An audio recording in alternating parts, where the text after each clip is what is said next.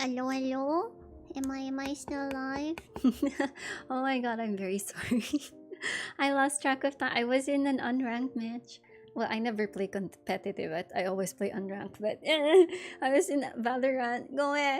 I just literally finished the game and I looked at the time and it's like 9:06. Ha! Nani kore? Oh my goodness. Holy shamoli, guacamole, guacamole nachos. Oh my god. I am sorry. I deserve death penalty for my lateness. Yeah? Yeah? Death penalty for this apricot? Yes? Yes. ちょっと待って。 I'm missing something. Oh no. Nani kore? Oh god, I turned into a little munchkin. Nani? I shrank as small as my I don't know what's small with me. My brain? I think my brain is small. Maybe? I don't know. Maybe? Vowel 1, it's Vowel 1's fault. Hey, but at least we won. Oh god. Anzu's fault. My eyes, sorry. Ads. Blame it on the ads. Alright, alright. Okay, well, 私はどこ? Hello, I'm missing. 何これ? Ha. Nani? Oh, there I am. Hi. Late bloomer. Hello. Good evening. Magandang gabi sa inyong lahat. Konbanwa. My name is Anzu and I'm a late apricot that delivers packages from me to you. I'm so sorry. Okay. I have to explain, everybody. Okay. So I've been doing well in Valorant so far. Well, I mean, I have some really bad plays. What can I do? I don't play every day, but I do play. And we were winning. Oh, we had a comeback from one point. Alright, okay. So I am sorry. So now we have today's package delivery, which is the Great Ace Atone. Tonikaku. No, joke.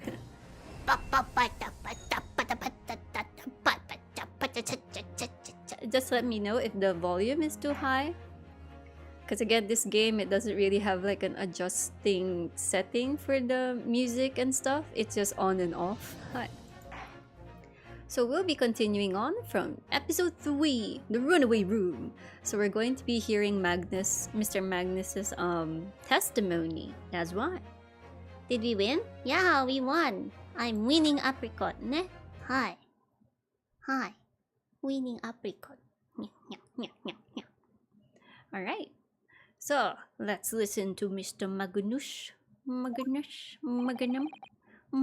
ice cream with the almond. Magnum. Mr. McGilded, have you been listening to the discourse of the day? Mr. No Neck. To be sure, I have, my lord. There are now 2 matters on which the court desires to hear from you. The first is whether or not there was a third party with you in the omnibus cabin, as proposed by the defense. The second is that if such a person was indeed present, why did you conceal the fact from the police? Policia. Begad, no! 'Tis not in my nature to hide anything at all. Just answer the questions, please. The truth of the matter is, I've been desperate about this all along. Do I tell yous all, or keep me mouth shut? Tell us, tell us what, Mr. McGilded? The fine fellow representing me is absolutely right. In the carriage on the night with myself and the other men, there was another passenger. It's true. Ho ho. Aye, and 'twas me who helped the little urchin get away after it all happened. You what? Wait, you helped the perpetrator escape. You're an accessory to the murder. This is not helping, Mr. McGilded. My dog's making my foot into his pillow. No, Magnus McGilded. That convenient excuse can't save you now. I don't know how to make it sound anyway. Voices. I'm truly sorry, so am I, Lord Van Zykes. I'm sure you'll be wanting to know why I said nothing when I was taken by the police. Ohayou gozaimasu for you, Skillbo. I'd be having a very good reason, I assure you. But you're an accessory now. Which was? Well, the little child was just in the wrong place at the wrong time and not in any way involved, you see? What? Wait, if it's a child and he's not the perpetrator, you would be the perpetrator. What's happening? Huh? If the police had known the wee one was there, they'd have assumed she'd done it. They'd have hauled her into this here courtroom just like myself. I was only trying to spare her that. Young hearts and young minds are easily damaged, my lord.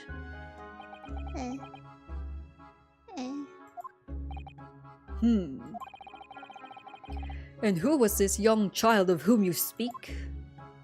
That I don't know. You don't know?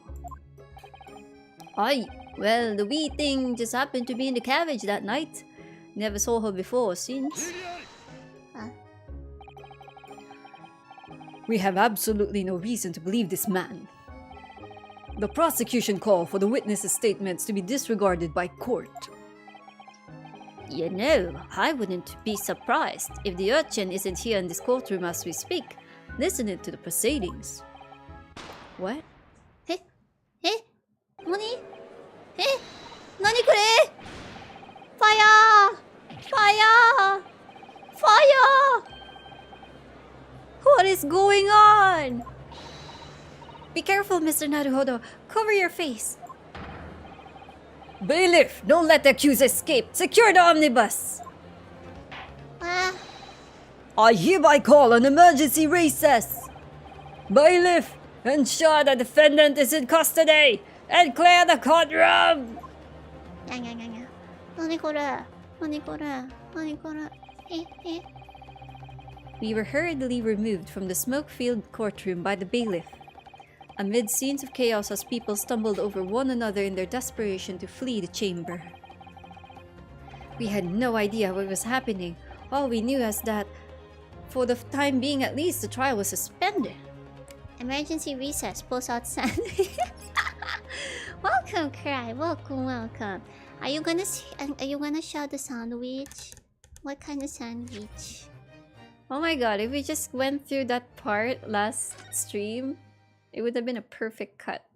Gosh darn it. Okay, let's overwrite this one.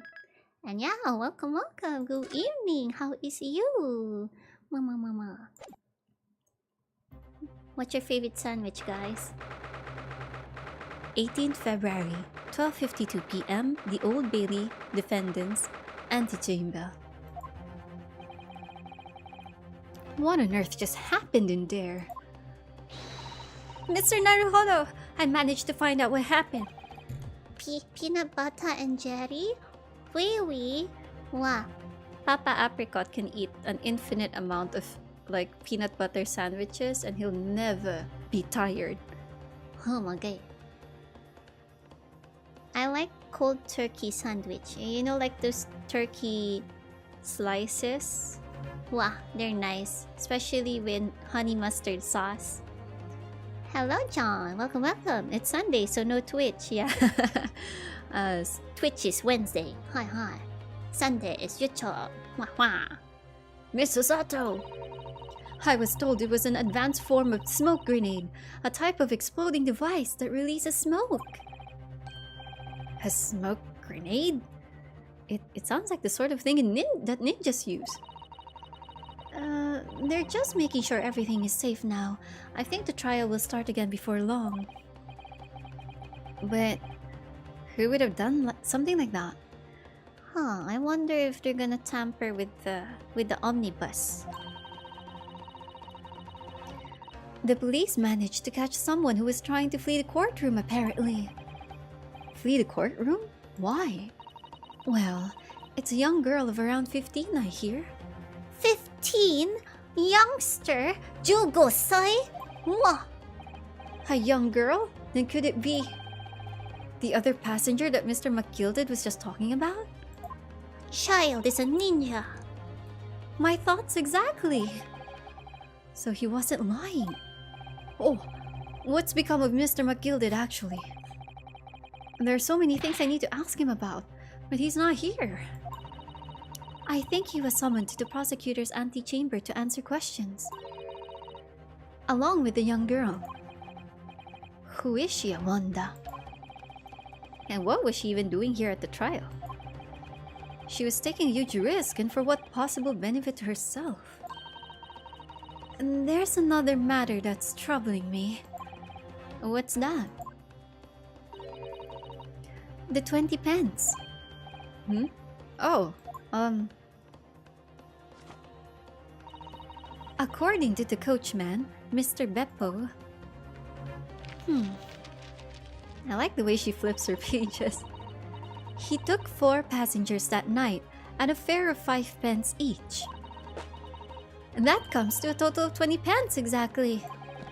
But now it seems there were in fact 5 passengers. Which means the figures don't seem to add up again. She's right. That is strange. Counsel for the defense, kindly proceed into the courtroom. I never know what to give the bailiff as a voice. The trial will commence in 5 minutes. Oh, Thank you, officer. We'll go in straight away. Well, whoever she is, I imagine this young girl will be asked to take the stand and testify now. I really can't imagine what she's going to say, but it could alter the whole direction of the trial. We'll know soon enough, Mrs. Hato. yes. Yes. Soon. Yes, soon. Bailiff, not the service. I don't know how to voice bailiff. Okay, I'm girl. And bailiff is mon. There she... Oh! I like her design. Hold on. I like her design! She's the same color as me. Hold on. She must be the one that caused the disturbance before. Hold on, I can't get. Are you my long lost sister? Are you also an apricot? Huh? Are you apricot? Hello. Welcome. I am here to defend you and save you. Kind of. Well, if you are innocent, but if you're guilty, I can't do anything about it. Hi. I'm also wearing green. How are you? Would you like a pink shirt? I give you free. Oh. I'm in the game. Well, after that rather eventful recess, the court will now resume the trial of Mr. Magnus McGilden. Baby Utred. My doggy's like, arf arf. Now then, Lord Van Zeeks. My lord, I believe you have established the cause of the smoke which veiled proceedings earlier. It seems to have been an advanced form of smoke grenade of the sort typically employed by the army. By the army? Nani? Good gracious! The army? What in the devil's name? It was an elaborate attempt by a young girl to cloak her escape from the public gallery, but she was caught. Oh no. And now occupies the stand. Oh no. Would you still want the pink shirt? I still have pink shirt. Pink shirt? It's for free. Your name, girl? Yeah, what's your name? Oh. Speak. Are you responsible for the smoke grenade which induced such pandemonium here in my courtroom? Oh no. You're in trouble. What is the meaning of this deplorable behavior? no. Ahem. If I may, my lord. Yes, Mr. McGilded. I think perhaps I ought to explain here. Why is it that this wee lass was here in the first place and why she tried to bolt like that? Nani? Tis all tied up with the events of the night, so it is. What? Hammer na ha? Hammer na hing. Minecraft suspicion. Well, Mr. McGilded, give your testimony. You will explain to the court exactly how this young woman is involved in the case. How indeed. Just what did happen that night? It's not like a defense lawyer needs that information or anything. Oh, you have it rough, do you? Witness testimony. The young girl. On the night in question, I took the back seat in the omnibus and promptly nodded off. Then, Bigura! What the hell's Bigura? What is that? A loud thud and a wee scream woke me up with a fair start. There was a fella collapsed on the floor at my feet, so I sat him up on the seat across from me. Then I turned to find out where that scream had come from, and bless my soul, what did I find? There was a child in there, all curled up in a ball, hiding her wee self away. Wow. It means whoosh? Suddenly? I guess it's Old English. Hello, Pegura! I suddenly appear! Alakazam! Okay, I continue. I remained somewhat baffled, I confess, but from what I gather on the night in question, this young girl was indeed riding in the omnibus, is that correct? Just exactly as this defense counsel said. This last was the fifth passenger, my lord. Oh my, whisper, whisper. Gossip, gossip. Oh no, Marites. Very well. The defense may now cross-examine the witnesses. Are you ready, counsel? Oh, that's me. Yes, my lord. I need Sebastian Michaels from Black Butler to say that line. Or rather, no. I have no idea where to start. Would you like more wine, sir?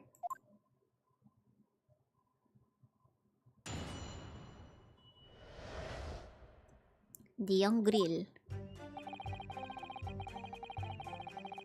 Tan tan tan.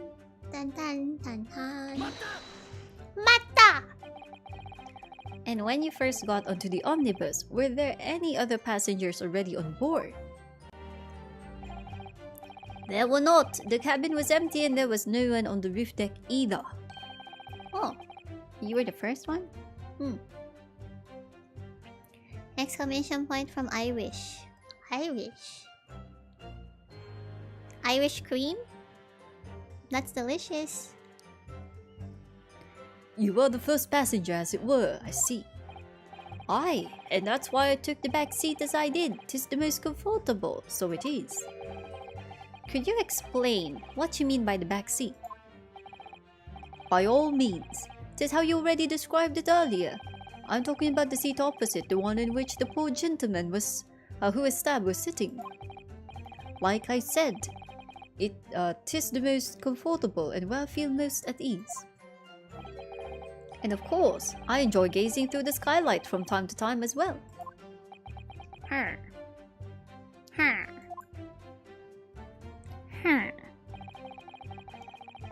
Bigura! Bigura! I like that word. Bigura! Mata! A loud thud, you say, and a scream? Ice cream? Aye, that's right. How can I explain it? 'Twas like the sound of someone falling to the ground, that sort of noise. So you think it was the sound of Mr. Mason falling to the floor, having been stabbed? Well, now, you'll remember I was asleep at the time, so I wouldn't like to say. And when the sound woke me up and I opened my eyes, There wasn't a soul to be seen in the carriage but a fellow on the floor. You didn't see anyone. But at the same moment, you did hear a scream. Ah, from the seats above you on the roof deck, I presume. Not above, no, my lord. 'Twas from inside the cabin. But I wasn't altogether thinking about the scream. No, I was too stunned by the desperate sight before me eyes. Wait, but... But... according to the picture we have of the dead body is sitting on the chair, so... According to Mr. Macleod so far, the victim fell on the floor after being stabbed, or was on the floor. So who put him on his seat? Did you tamper with evidence as well, mister? Oh my god, this is the worst client, if ever.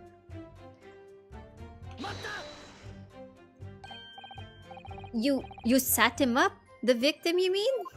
Oh hell no, he tampered with evidence. That I did, on the seat across from me, as I said. I could plainly see the poor devil was already gone. And you wouldn't leave a dead man just lying on the floor now, would you? That's not how you do it. 'Tis common courtesy, so it is. You tampered with evidence, mug boy. How am I gonna defend you now? I find that a little hard to believe. Hara, Lord 16. Now why would that be? Ara? Ara? Ara? Eh? You wake up to find a man lying dead at your feet in a carriage. Any normal person would hail the cabman. Any upstanding member of London society, that is. Well, now as you know, I'm in something of a special line of business. The business of lending money at exorbitant rates of interest. Unfortunately, my lord, not everyone is thankful for the help I offer them, and some would even see me dead. So I do try where at all possible to avoid getting myself in a tangle with trouble. Are you suggesting you were just going to leave the man there? Heavens alive, no! I was always intending to report it, so I was. Only I had a mind to find out the whys and wherefores first. The whys and wherefores? What the hell is wherefores? Huh? I only know the Triforce. Right you are. There were some details I wanted to understand before anyone else got to meddling. That we scream are heard, for example. Wouldn't your good self do just the same? Yes, the scream he says he heard at the same time as the thud of the victim collapsing. Then I turned to find out where that scream came from. I'm afraid I don't understand. I'm sure you told the court that there was no one else in the carriage except yourself and the victim. Perjury! So I did, sir, so I did. As far as I could see, that is. What do you mean by that? Well, now it is a queer thing. The wee scream I heard as I woke up. It came from, if you'll excuse the vulgar expression, under me backside. Huh? Oh, no, I remember. So the back seat in the carriage has a compartment. So that's probably where she was hiding? Good gracious! Under your backside? And when I lifted the seat on which I'd been sitting, I found there was a wee cubbyhole there for storage. Mr. Naruhodo, we can examine the omnibus ourselves, remember? Yes, of course. The whole bus was submitted as evidence. This would be a very good time to have a thorough look around inside. And that's when I found her. Well, we already went through the omnibus. The child. You say she was hiding herself. Aye, that's right. 'Twas hard to see in the dim lamplight, but she was all curled up in a wee ball when our eyes met. Well, my heart nearly stopped beating in my chest. You're really overreacting this. Still in all, I pulled her out from under there and sat her on the seat opposite so I could have a wee chinwag with her. Chinwag? Is that a chat? Chinwag? Does that mean your chins wag like the tail of a dog? Huh? English people, I need to know what you mean. The seat opposite? That's right, just next to the dead gentleman there. You sat this young girl next to a corpse, sir. Well, as I'm sure I mentioned, a gentleman in my position can all too often find himself in mortal danger. So, I needed to find out just who this urchin was, you see? Oh my god. And while I was in the middle of talking with her, I heard another scream, a fellow's voice this time. Presumably that scream was Mr. First, who was sitting on the roof deck seats. Aye, right you are again, I would say, sir. Looking down through the skylight, he must have seen this young girl and gentleman with a knife in his belly. In other words, the previous witnesses did not in fact see you at all, Mr. McGilded. What they believed to be yourself and the victim was in fact this girl and the late Mr. Mason. Aye, my lord. I was, as I think everyone understands now, sat at the back of the carriage out of sight. Huh. Language.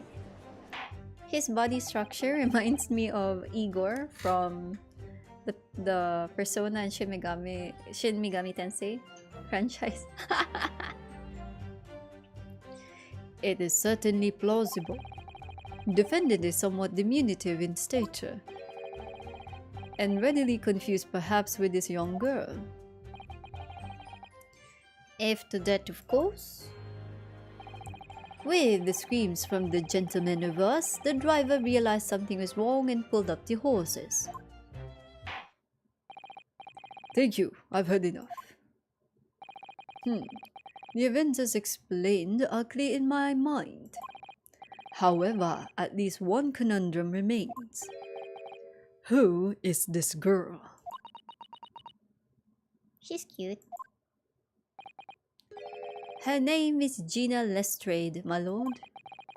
She's a chancer, earns her crust among large crowds relieving people of their purses. What's commonly called a pickpocket. What? So she's a thief? This girl here? A petty thief? Oh, Judge, your wig's coming off. Your wiggity wag. Order! Order! Is this true, Miss Lestrade? Miss Lestrade, you will answer the questions. Oh my god, what is that? Ah! Ah! How dare you! What is the meaning of this? Oh, she went poof. Oh, the girl! She's gone! I'm gonna guess that's the girl? Open your eyes! I'm over here. She's cute. Oh my god, I like her. She's cute. She's cute. Hello there, Gina. Nice to meet you. I'm Anzu. You're cute. Hi. I will bring you out innocently. Whether you're guilty or not, I will break you out of jail if ever, ne? And then join my postal service, ne? We'll use your skills of thievery to be swift deliverers, ne? Yeah? Hee hee? Hee hee? Good gracious, how? What was the point in that little sidestep? I know what you lot are thinking. Grown-ups are all the same. This dirty little dipper, you'll say, slipped up and got caught on the job. She got herself backed into a corner, so she knifed the gent. Go on! That's what's in your heads, ain't it? Wow, I like her sass. No, not at all. This is a court of law. We're here to determine the truth, not cast. Ugh. Yeah. I'm Gren. It's Macaulay. Aha, she has replied. The game is talking to me. Replied with green. Ha! Oh, how do you do that? I can't do that with a coin. I always end up stopping midway. My hands are too small. Look, knives are for cowards. Only thugs use weapons like that. All I need for what I do is these fingers. I'm a professional, alright? Maybe not in your eyes, but I got pride in what I do. I like her. Please don't be the bad guy. Let me guess. You don't count smoke guns among weapons or for thugs? Oh, this? Yeah, this was in a bag I lifted the other day, down where they keep the four-wheel drags. She has a pew-pew. Ah, I want one. Hey chat, can you give me a gun too? Like a smoke gun or something like that? Not a hairdryer, okay? I know what they are. I need pew-pew. Pew-pew. It's nice, ain't it? It's nice, ain't it? I like the pink best. Oh, do not wave that thing in my direction again. Oh, there's the wine. So, you admit that you were riding the omnibus on the night in question. Huh. She's cute. "'Tis all white, lass. You can tell them the truth now."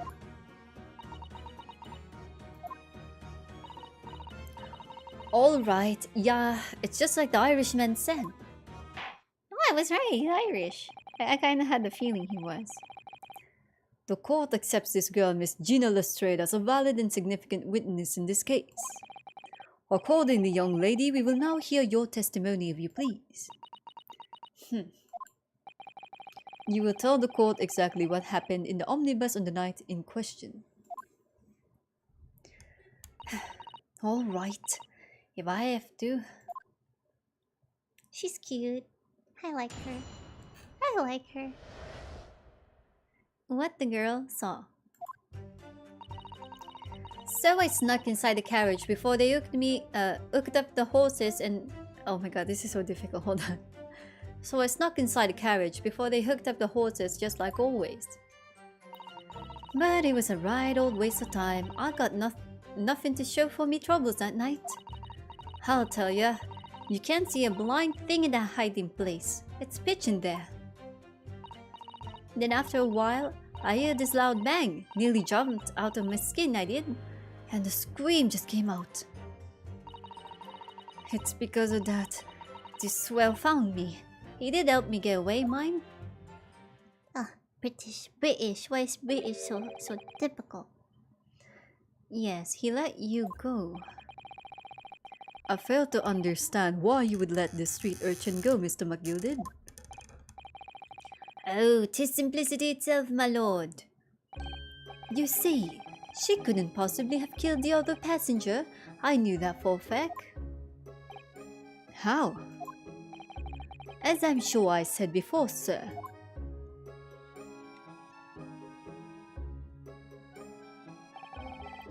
I was sitting right on top of the place where she was hiding herself. I think a demonstration is called for. I like the soundtrack. This is where I sat that night. And the cubbyhole of which you have spoken is underneath the seat, I presume. There we go. It's quite smaller. Yes, it does appear large enough to accommodate someone of the girl's stature. I probably fit inside. Aye, but of course, the wee lass was stuck in there because I'd parked myself on the seat for the duration. Where is the stuff though? You're right! Okay, for those who didn't watch the previous stream or the VOD, when we checked the omnibus, there were items inside. But just now, we saw it was empty, so... maybe that's why she had to smoke the place. Oh my god, this is planned. Oh, maybe. I hope they're not the bad guys though, oh my god. Or at least not the girl. So you see, that's why I let the last bolt. I knew that if the police found her there, they'd automatically assume she'd done it. But I couldn't live with myself if a young girl's life was ruined when all the time I knew she was innocent. Oh Lord, please be innocent. Holy gods, please be innocent. Even though you must have realized your action would result in your own innocence being called into question.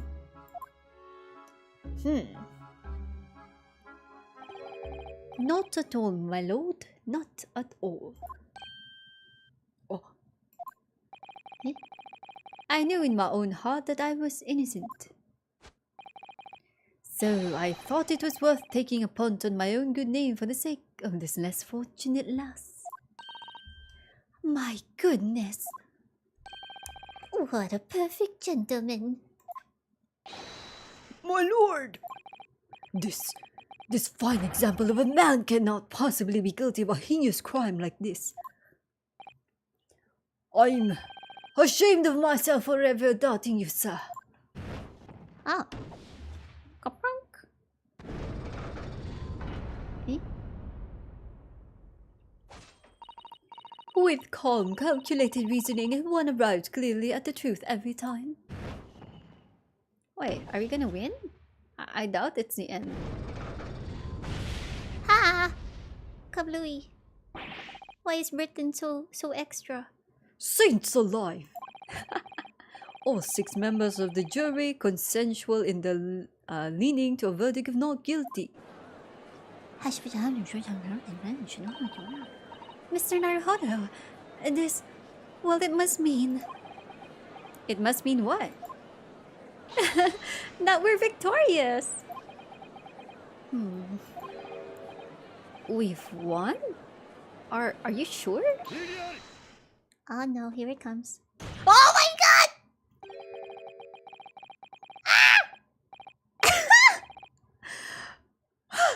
Is there a replay button? If the sight of my iron-heeled Wellington offends, pray do forgive the discourtesy. Oh my... Oh my god, did you guys see that? I did not get a screenshot, goddamn. Ah!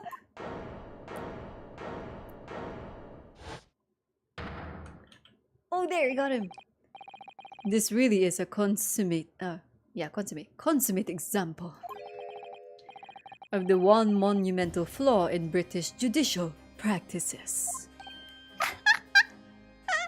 I can do that too. I got no legs in VTubing.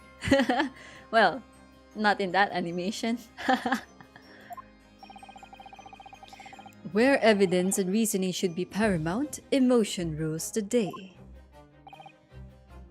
Emotion?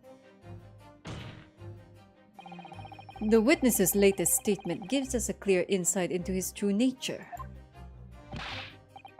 What do you mean his true nature? Do you really think Scotland Yard would have made such a glaring omission? After the incident, the omnibus was comprehensively searched by officers of the police. Obviously, the interior of this cubbyhole, as the witnesses put it, was included in their investigation. The compartment under the posterior seat was full of the coachman's belongings. It's noted in black and white here in the police report. Good lord! The evidence has been tampered with. In order to corroborate Mr. McGillard's story, someone has unlawfully removed everything from under the seat. Ah! Oh, that's gonna hurt, Naruhodo. Order! Order! How could such a devious contrivance possibly have been affected, Counsel? Naturally, we must acknowledge the deficiencies of the constabulary in allowing this to have happened. Man, their dictionary vocabulary, oh my god. However, I assure you, when the omnibus was wheeled into the courtroom this morning, the compartment under the seat was not empty. Well, Nipponese friend? Me? When the carriage was submitted as evidence, Doubtless you examined it in fine detail as would any self-respecting practitioner of the law. Pray, what did you find the condition of the underseat compartment to be? Oh, to be sure, the young gentleman will be able to clear this up in a jiffy. Sorry? Oh my god, he wants me to lie. Go ahead, you tell the court now, fella. How this is all an elaborate excuse by the desperate Lord Van Zeeks. Oh my god, now I really think he's the bad guy. Well, counsel, do you have something to say on this matter? Oh my god. How am I supposed to answer? What can I say about the state of the little compartment under the seat in the omnibus? You know, I almost went to law school. I actually took a undergraduate course that was a pre-law course. Then I shifted to another course which I graduated to, which I think can also be considered as a pre-law course. But the one thing I couldn't do was I couldn't imagine defending a bad guy. I really can't. I feel like I'd be that kind of attorney that would let my own client get caught if I find out that he or she is a bad guy. Like, I can't. I can't. So I backed out. I didn't go through with law. Yeah, I didn't go through with it. I can't do it. I can't. Not even if I was paid like a lot of money. I just couldn't think about it. Like, it was an unsettling feeling. I can't do it. So, because of that, I will have to say the truth. It wasn't empty.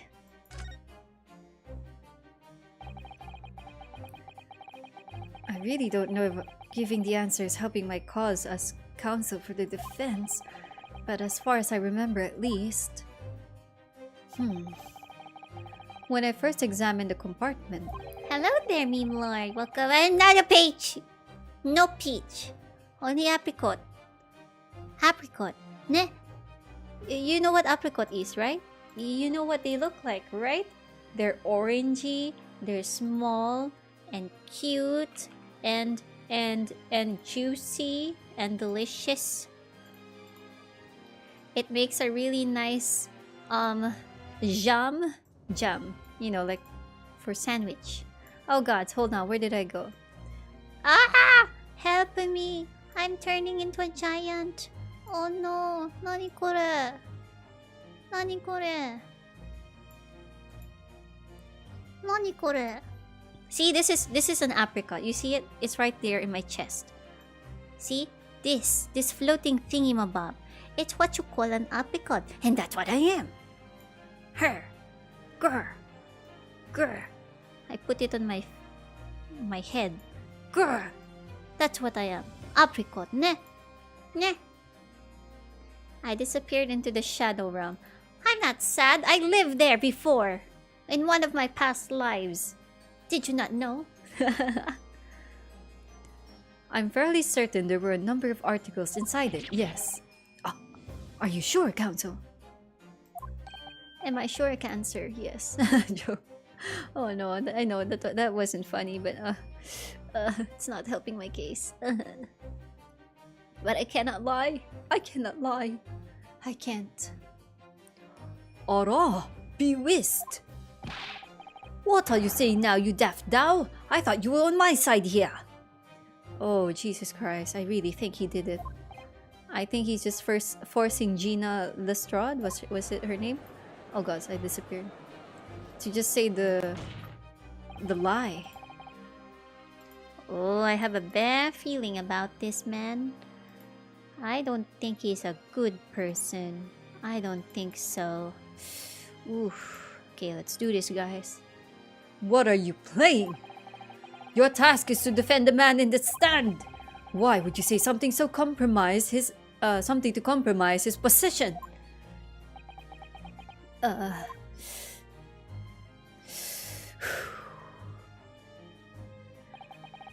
As the advocate for the defense in this trial, I confess I'm still not entirely sure where I stand. But it seems to me that I should state what facts I do know as clearly and honestly as possible. Interesting. 'Tis not altogether pleasing, fella. I'm simply telling the truth, Mr. McGilded. Well, don't forget that you're supposed to be representing my best interest here, lad. Now then. A fella's memory is a curious thing and not altogether reliable. No, the court must consider the facts. That there cubbyhole under the seat is as empty as the devil's heart, so it is. Do you think perhaps it would be in your best interest now to admit that you might have been mistaken? Why? Why do I feel like something's not right here?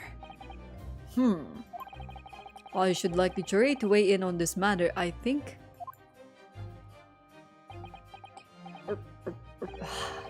That compartment is designed to house equipment used to maintain the smooth running of the carriage. The guild's rules state that omnibuses should be properly and fully equipped at all times. So it certainly wouldn't have been empty on the night in question. Beppo isn't that irresponsible. Huh! That money-lending fleecer and the pick purse are lying! Huh! Dun-ka-dun-dun. Haha! I can't believe I was nearly taken in. The stinking rich are always stinkers. Nothing but cowards, a lot of them.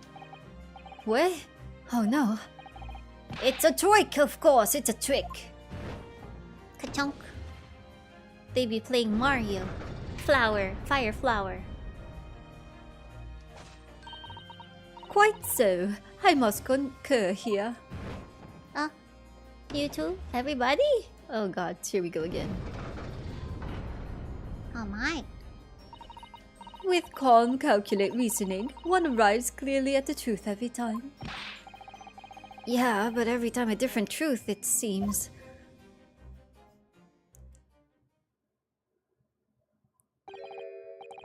My lord, I humbly exhibit the scales of justice. Clearly, a verdict of not guilty at this time would be wholly inappropriate. Thank you, Counsel. But before we proceed any further, there is the matter of the outstanding cross-examination. Whew, I think we actually have the bad guy as a client. Counsel, for the defense, begin your questioning of the witness, please. Yes, my lord. What just happened? The whole balance of the trial just shifted almost beyond recognition. The Reaper of the Bailey is at work, it would seem.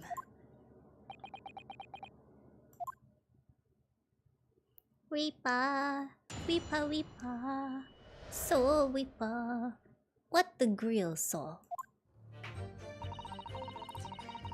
Time to press everything. Moto. So you were already in the omnibus before it even set off on its run? Well, yeah, I mean, what's the point of spending a joey to make a few bob, eh? That's a wrong idea, innit? I suppose she means there's no point spending money to make money. It actually makes sense. Counsel, may I remind you that this girl is a petty thief. Kindly refrain from entertaining her tenants. Well, that does clear up the little mystery of the fares and all.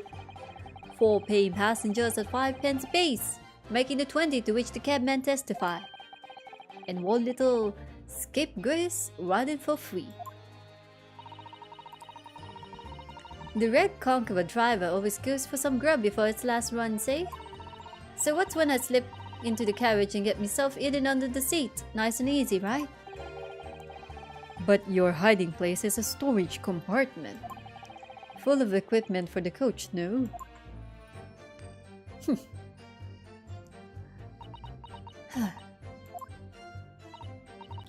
Yeah, there's brushes and buckets and whatnot in there, sure. I always chuck all that out and cram it in a corner somewhere. No one ever seems to bother much. And yet, according to the report filed by the police officer who first arrived at the scene, the compartment was full of such paraphernalia. Well, I don't know nothing about that. Like I said, I moved all the stuff out so I could hide under the seat. That's all I can tell you. It seems we've reached the end of that line of inquiry. Continue. Press! Mata. A waste of time. Why is that? Well, it's nice I'm on my own in the God permit at least some of the time. I beg your pardon? Did you say God permit? Oh yeah, well that's what my kind call it. You'd say an omnibus, suppose. The point is, any normal run-the carriage ain't got no one in it for a while. And that's when you come out of your hiding place and get away? That's it. Only that night. This cove was sat on me seat from the start. And he didn't budge the whole day, did he? Not 1 inch. I was totally stuck. Do you mean to tell us that you were present in the carriage for the duration? You were under the seat the entire time while events unfolded in the enclosed cabin? Yeah. Right, mister? To be sure. I was as shocked as anyone. You don't expect to lift the cushion you've been sat on to find a child now, do you? So this Miss Lestrade couldn't possibly be the culprit then.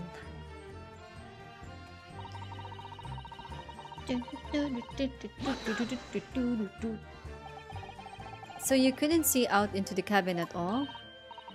Not a jot! Most days I push the cushion up me... Oh my god, it's so hard to read. Cushion up with me head and look out the crack.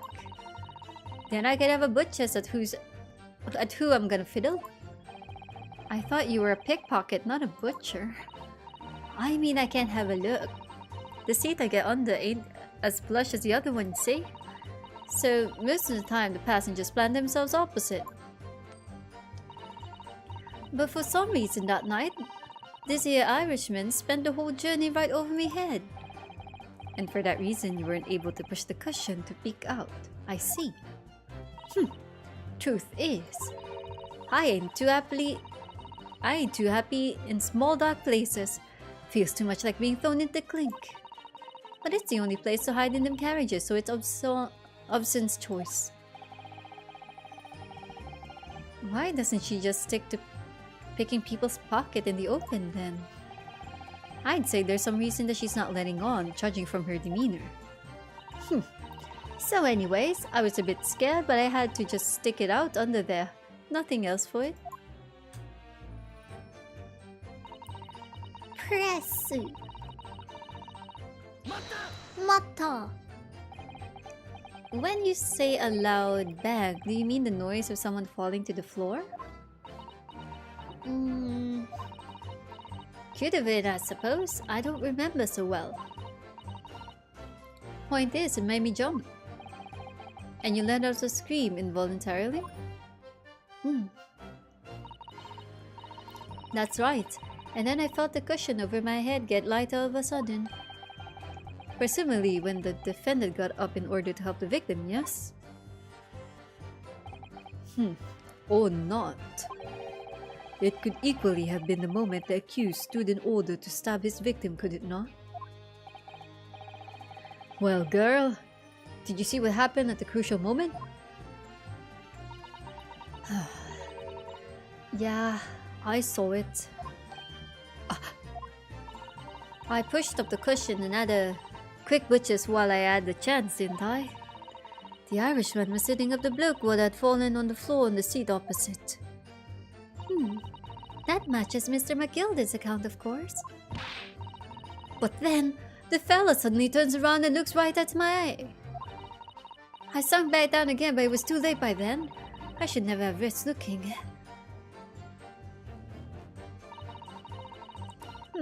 Interesting. And when Mr. Macleod discovered you, he pulled you out from your hiding place? I was scared stiff, I was. He dragged me out and sat me down the seat and all. Next to the victim, Mr. Mason? Yeah, the poke had a knife in its guts. He was still bleeding. Then the carriage lurched a bit and I ended up falling onto me. Ugh, how awful. Both me and got covered in blood. It made me feel sick as a dog. Both her hands covered in blood. That must have been what the rooftop passengers saw.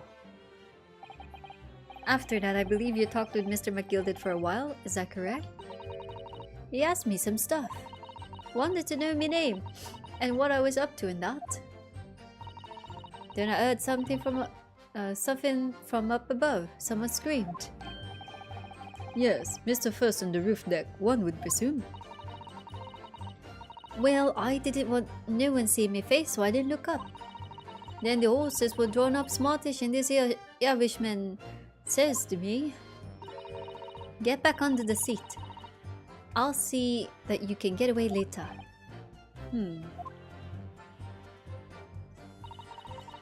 All 6 members of the jury had decided the defendant was innocent.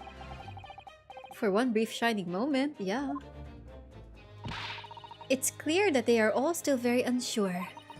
If we could just find some conclusive piece of evidence among this new testimony, I'm sure we would clinch the verdict we want.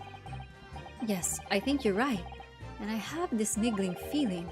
Something's bothering me, but I just can't quite put my finger on it.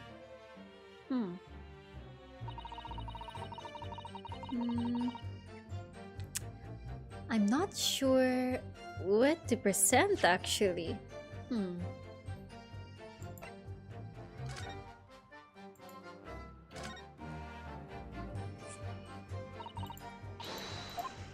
So let's go in the cabin again.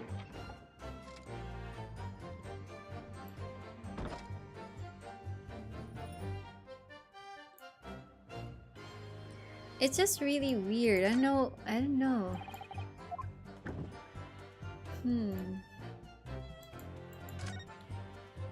The stuff isn't here anymore, but how am I gonna present that? And yeah, they could just say I might have forgotten differently, or I have remembered differently. Something's not right. Can't put my finger on it. Wait, do you think something else has been tampered with? Oh, there's the blood. Oh, there's the blood on the ground. There's blood on the ground. Is something wrong? Oh, it's just, well, this blood stain is so obvious, that's all. And yet Van Zieks has made no mention of it. This is planted! I suppose that seems a little strange. Why do I have such a bad feeling about this? Ha! That is a fake blood. Fake blood. I mean, that is a good point. Van Zieks, our prosecutor, knows about the whole carriage, so why hasn't he mentioned it? And why is he not sure that the victim was on the floor? This one is still here, so nothing wrong with this one. Let's start checking the upstairs. Nothing seems to be wrong there. Nothing changed on the top also.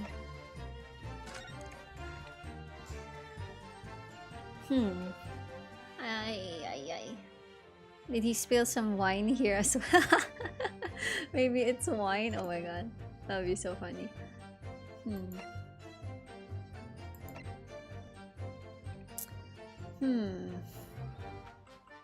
I guess we can present that. But what statement will we present it on?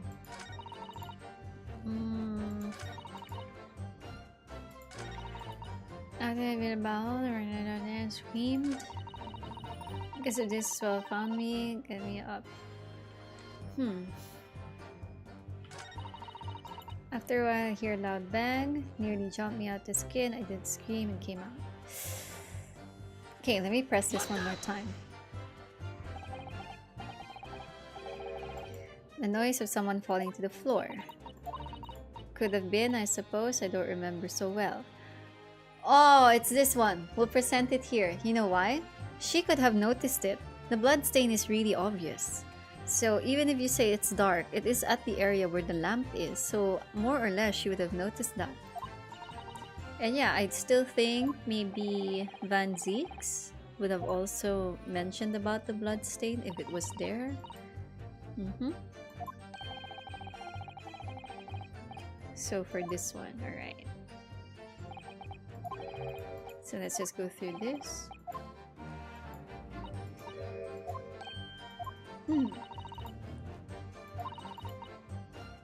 Sitting up the blow.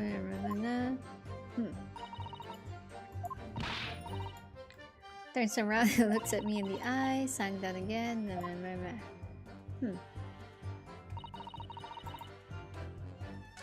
Okay, let's try. Let's try. Maybe it's this. Please be correct. Ooh, here we go. IGIARI. Ah, it's wrong. No.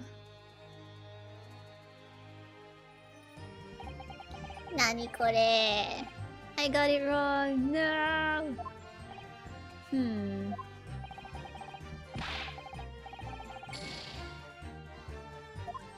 My shining pointy thingy. No. I wonder what did I do wrong.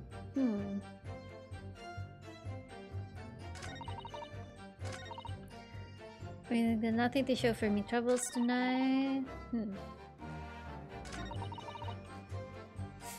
Loud bang, and then she screamed. Let's press this one more time.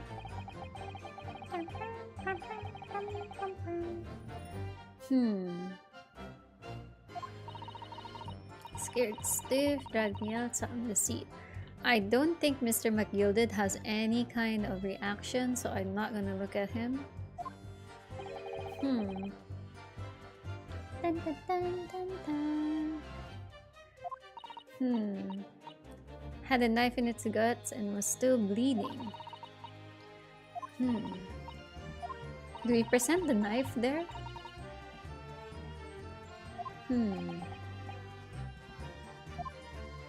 Nani kore?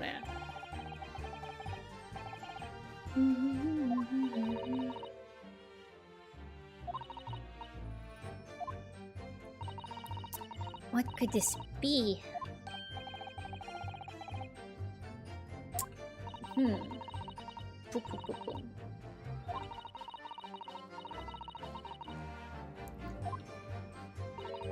Get back under the seat.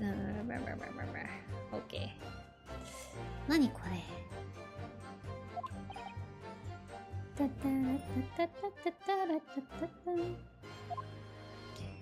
What do you guys think could be something that we can press again or present? I'm a little confused on this one.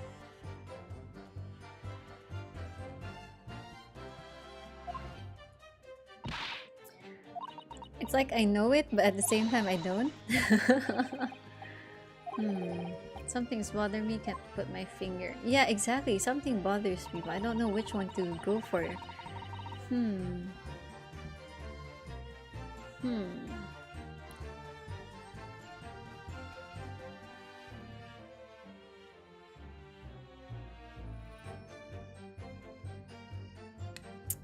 Nani kore? You're bothered by the Umbrella Corp sign besides the judge. Umbrella Corp. Can't see a blind thing in that hiding place. It's pitch in there.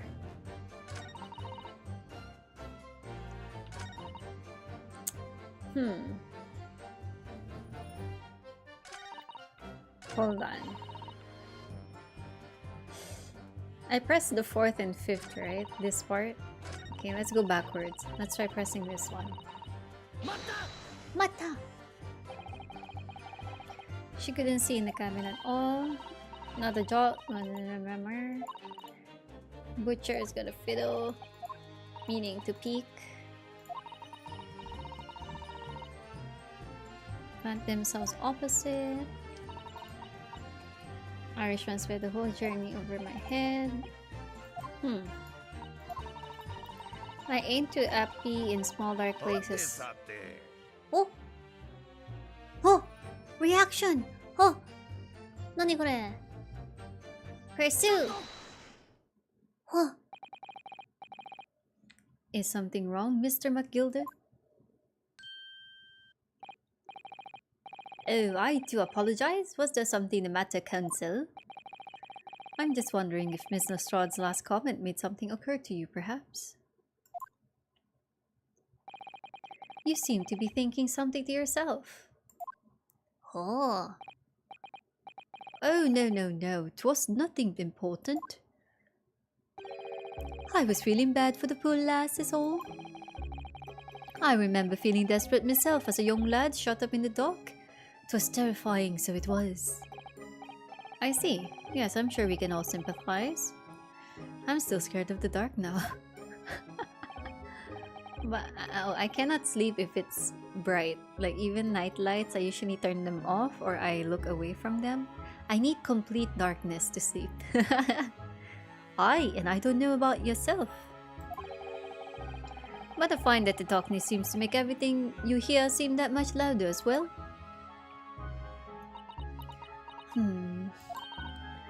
Yeah. I suppose it does, maybe. Miss Lestrade. Did you hear something that night? Anything? An unusual noise, perhaps?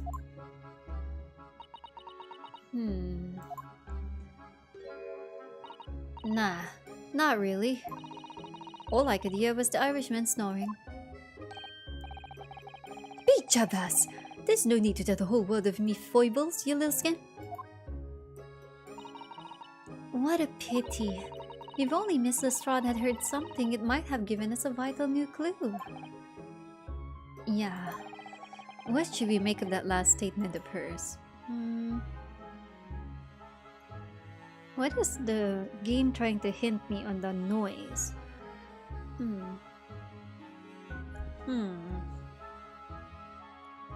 Is it important or not?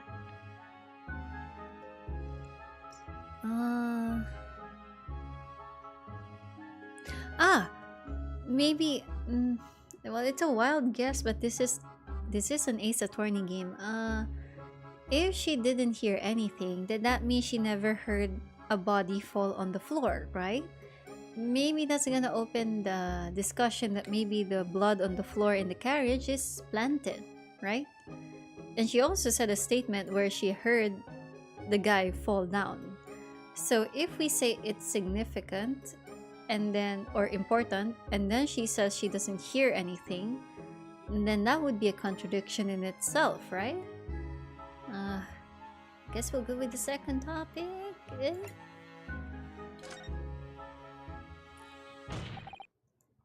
My lord, I believe the statement just made by the witness is profoundly important. Profoundly important? But all she said was that she heard nothing. See? Alright. Yes, which is profoundly important point. I'm almost sure of it. He's weak. I'm almost sure that I don't understand the inner workings of your Eastern Mind, Counsel. Nevertheless... Miss Gina Lestrade, you will supplement your formal testimony by repeating the last statement, please. What? Supplement? What are you on about? Don't give me all your fancy talk. I know what you're trying to do, but it won't work on me. That's right, insult the judge. Always a good move.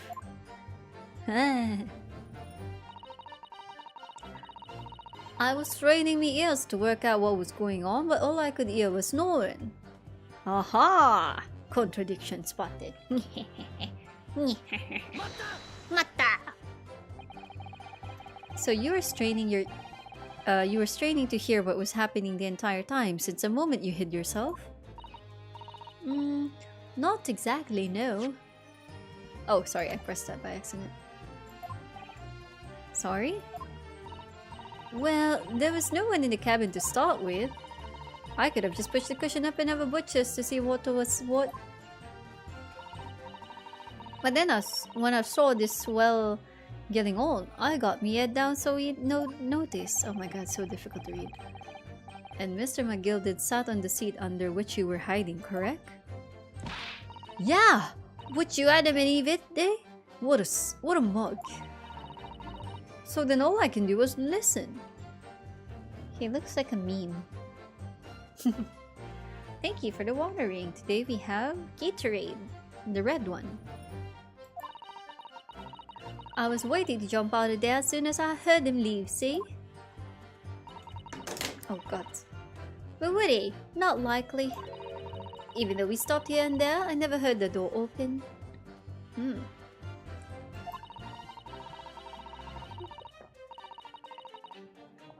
So I just had to stay put and listen to him driving his pigs to market, snoring like an old dog he was. Are there any conclusions we can draw from that, I wonder? Alright, here it comes. So I'm gonna say... yes? It doesn't add up? If she heard nothing, then what about the other passenger, right? The one that got in. The one that died. Miss Lestrade, what you have just told the court is clearly at odds with the facts. At odds? Are you sure, man? Absolutely. It seems my learned Nipponese friend is not as dull-witted as I feared. So Van Zieks realized it too, huh?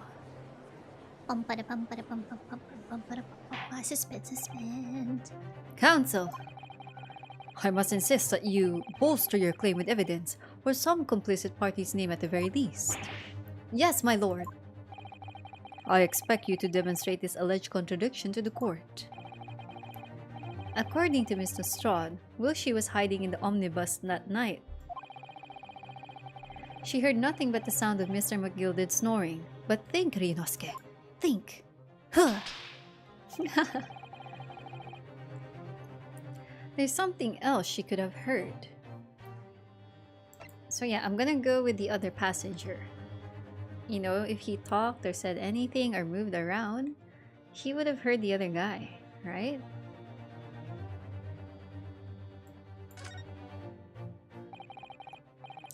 Very well, my lord. Allow me to elaborate. On a particular sound that Miss Lestrade could not have failed to hear on the night in question. The sound very clearly explained by the presence of the following person. Our victim.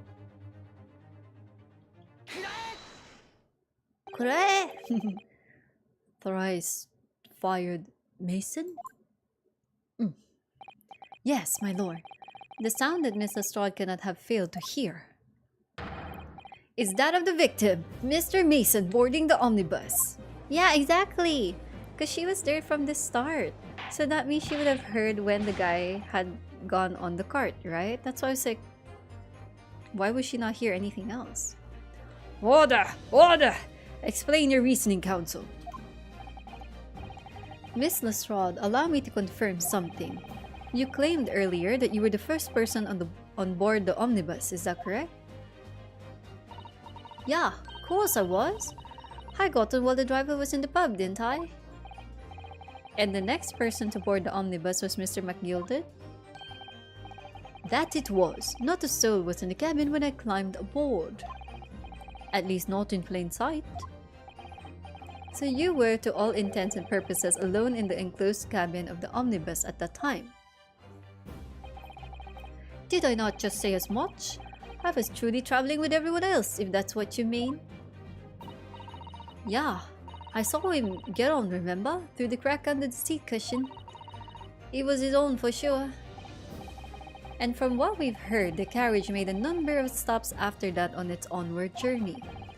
During which time, did you not hear the door opening or closing at all? Nah, I never heard it. That's exactly what I was listening for, weren't I? Waiting for this swell to leave? In which case, when and how did the victim end up in the carriage? Oh!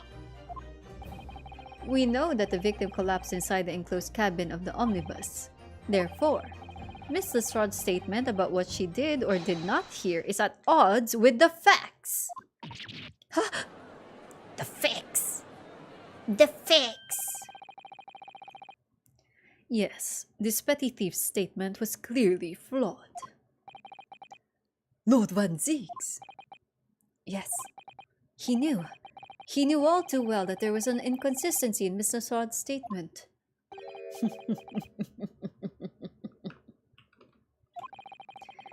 It would seem words of thanks are in order for my learned friend. What are you talking about? You have demonstrated matters impeccably. This witness and her colorful statements are entirely unreliable. Her words are convenient untruths, nothing more.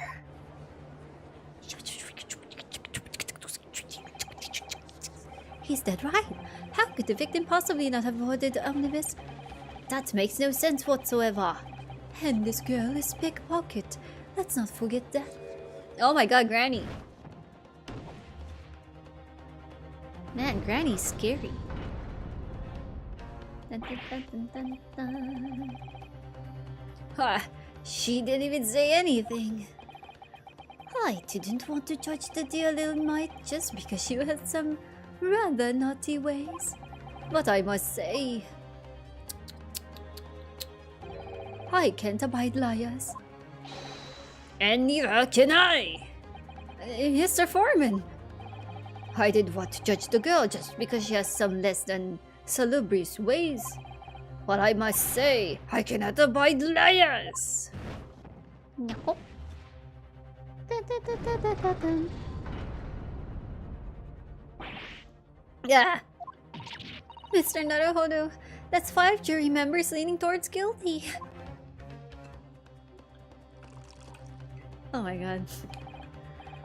Well, your consideration for others is refreshing, my Nipponese friend.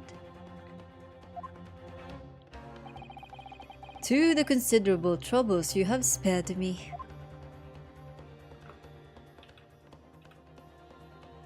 Man, he drinks a lot of wine. Yes, very refreshing.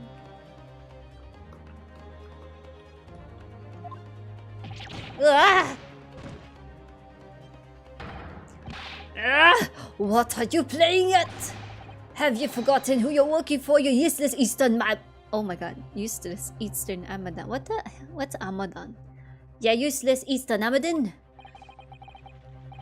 This is carnage is perfect. Juror number 2 is the only one left.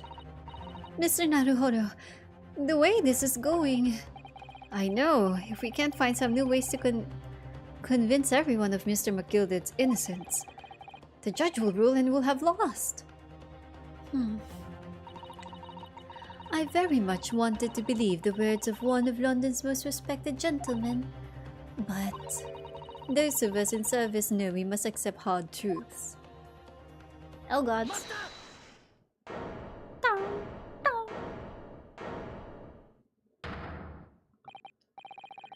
Yes, the witness's last statement seems to have revealed a critical inconsistency in her story. However, Amadan means idiot?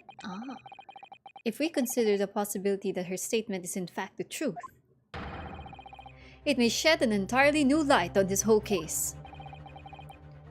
What are you saying? Counsel! I'm sorry, sir. What do you ever mean? Counsel, I will not tolerate you attempting to prorogue my adjudication. Explain yourself at once. When the accused boarded the omnibus on the night in question, the victim was nowhere to be seen. Subsequently, the carriage door was not heard opening a single time as testified by the witness in the stand. And yet the victim's body was found inside the carriage. If this petty thief's words are to be believed, How do you explain the victim's miraculous appearance inside the cabin of the omnibus? I'm gonna think a little ahead. If the door only opened once and she only saw Mr. McGilded, well, it's possible that the victim and Mr. McGilded boarded together, and then Mr. McGilded got in first, right? So that means he sat on the chair. So that means Gina here wouldn't be able to see the victim sitting down if they got on together. That would also explain why the door only opened once, right? But came from them Irish and Scottish Gaelic folklore. Ah, naruhodo.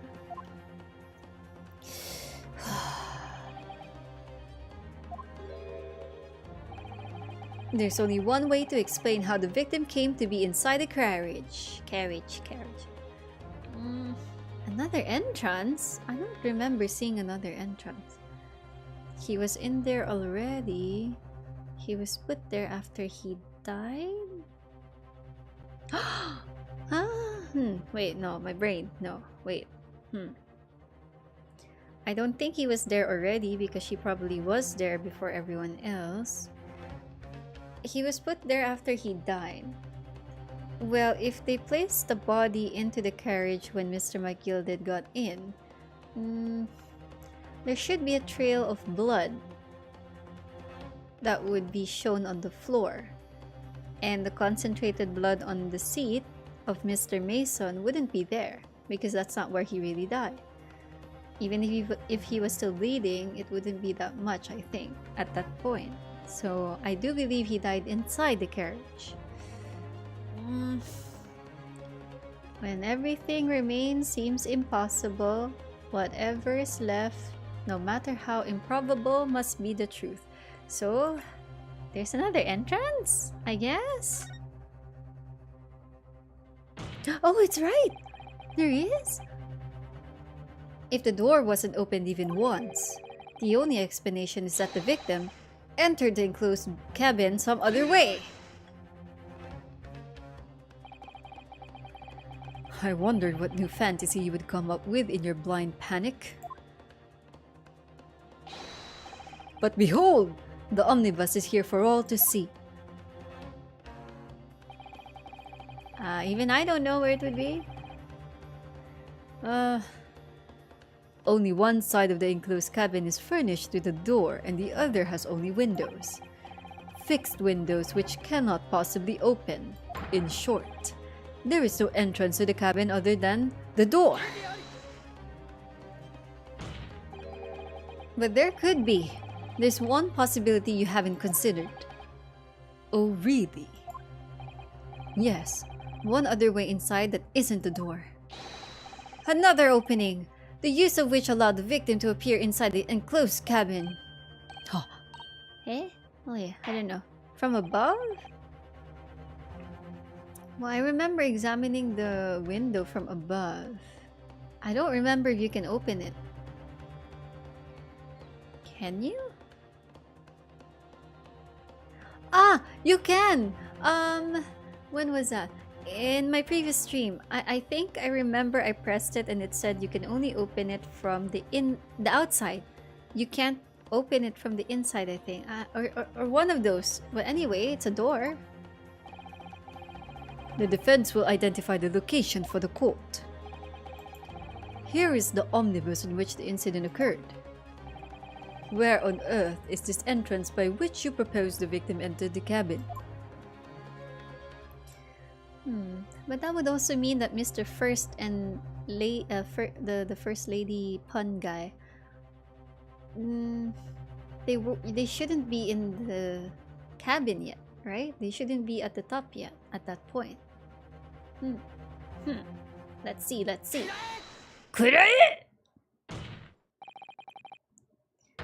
The answer is obvious. It can only have been the skylight. I say, the skylight?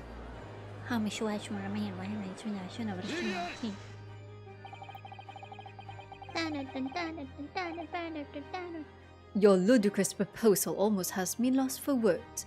However, The skylight may well be large enough for someone to pass through. So you claim! But do you have a shred of evidence to support your addle-brained theory?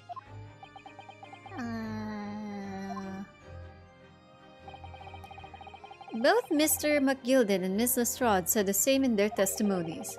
They each claimed to have heard a loud thud, such as the noise made by someone falling to the floor. Did he die from falling into the coach? I don't... Anyway, let's see. Yes, which has already been explained. As the sound of the victim falling from his seat having been assaulted with a dagger.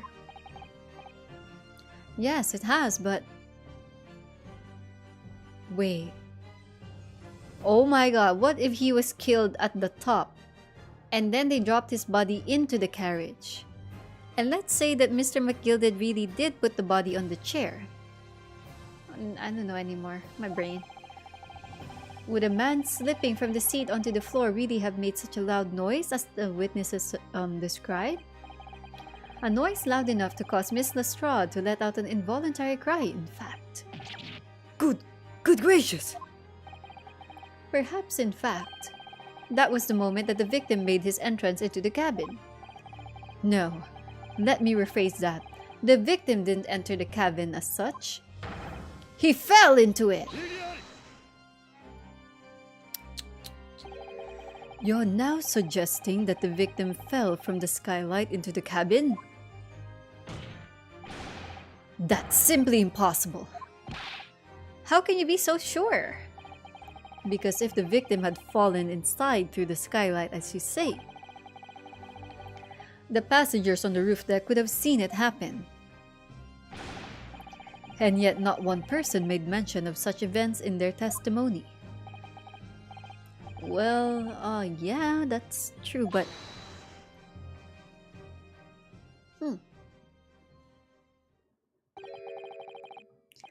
Might a humble fella make a wee comment here? Mr. McGilden?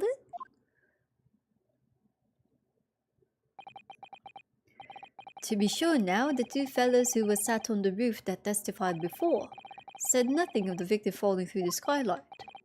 But it seems to me, my lord, that this is not so much a case of them not saying, but...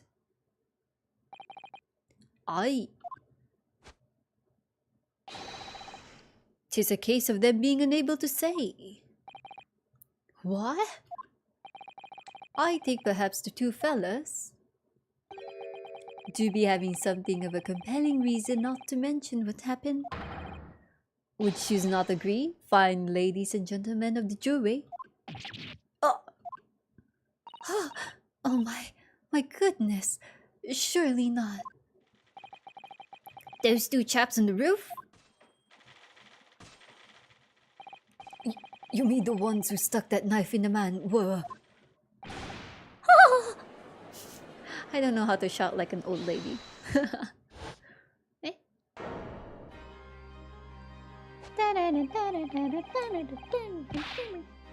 Just what exactly are you insinuating here, you blitherer? You rotter, he said, you rotter! What are you insinuating? Why are you like a horse? This is a flaming outrage. I have a good mind to give you a blinker in a minute. He'll give you a shiner in a minute, he said, and so will I. Mr. Pilpley, you're effectively accusing me as city gentleman and well-respected banker. And me, a very angry hatter. Well, he's a mad hatter. Suggesting that someone like me could have stabbed that man in the guts? It's a disgrace! It's scandalous! I protest. I protest in the strongest possible terms. That's right. I protest too.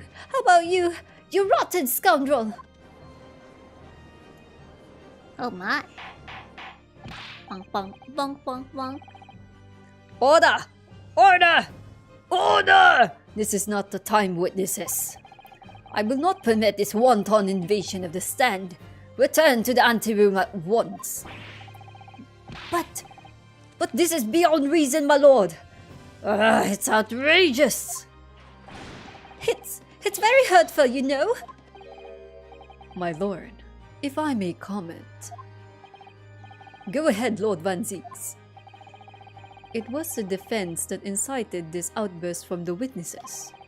My learned friend has seen fit to abandon all protocol and accuse the witnesses without proof.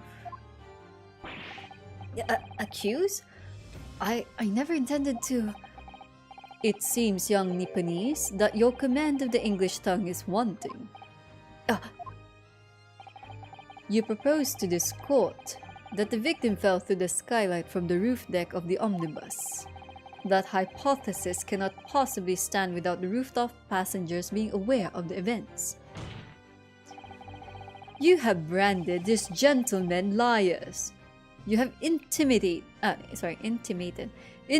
their criminal guilt. In our British court of law, that is what is termed a baseless accusation. I know I was rash to put this idea forward without any actual evidence, but you can't just dismiss it without a second thought. What are you wasting time for? Get him to the... testify! I thought there was something fishy about that hair from the moment I laid my eyes on the fellow. We have to see this matter through now, one way or another. If there's filth and rubbish in our midst, we must dispose of it at once. Testify! Testify! Testify! Testify! What's happening, Mr. Naruhodo? The spectators in the public gallery they're in a complete frenzy. Oh, wow. Tapusin! Oh my god. If you're a fellow Filipino, you'd understand why that is a thing. Mr. Fairplay and Mr. First. My lord. You will take the stand again and make another formal testimony in reference to the indictment brought by the defense. Yes, my lord. I didn't come here for this.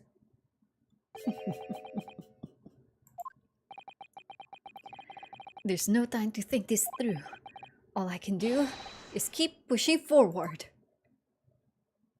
Why so lost?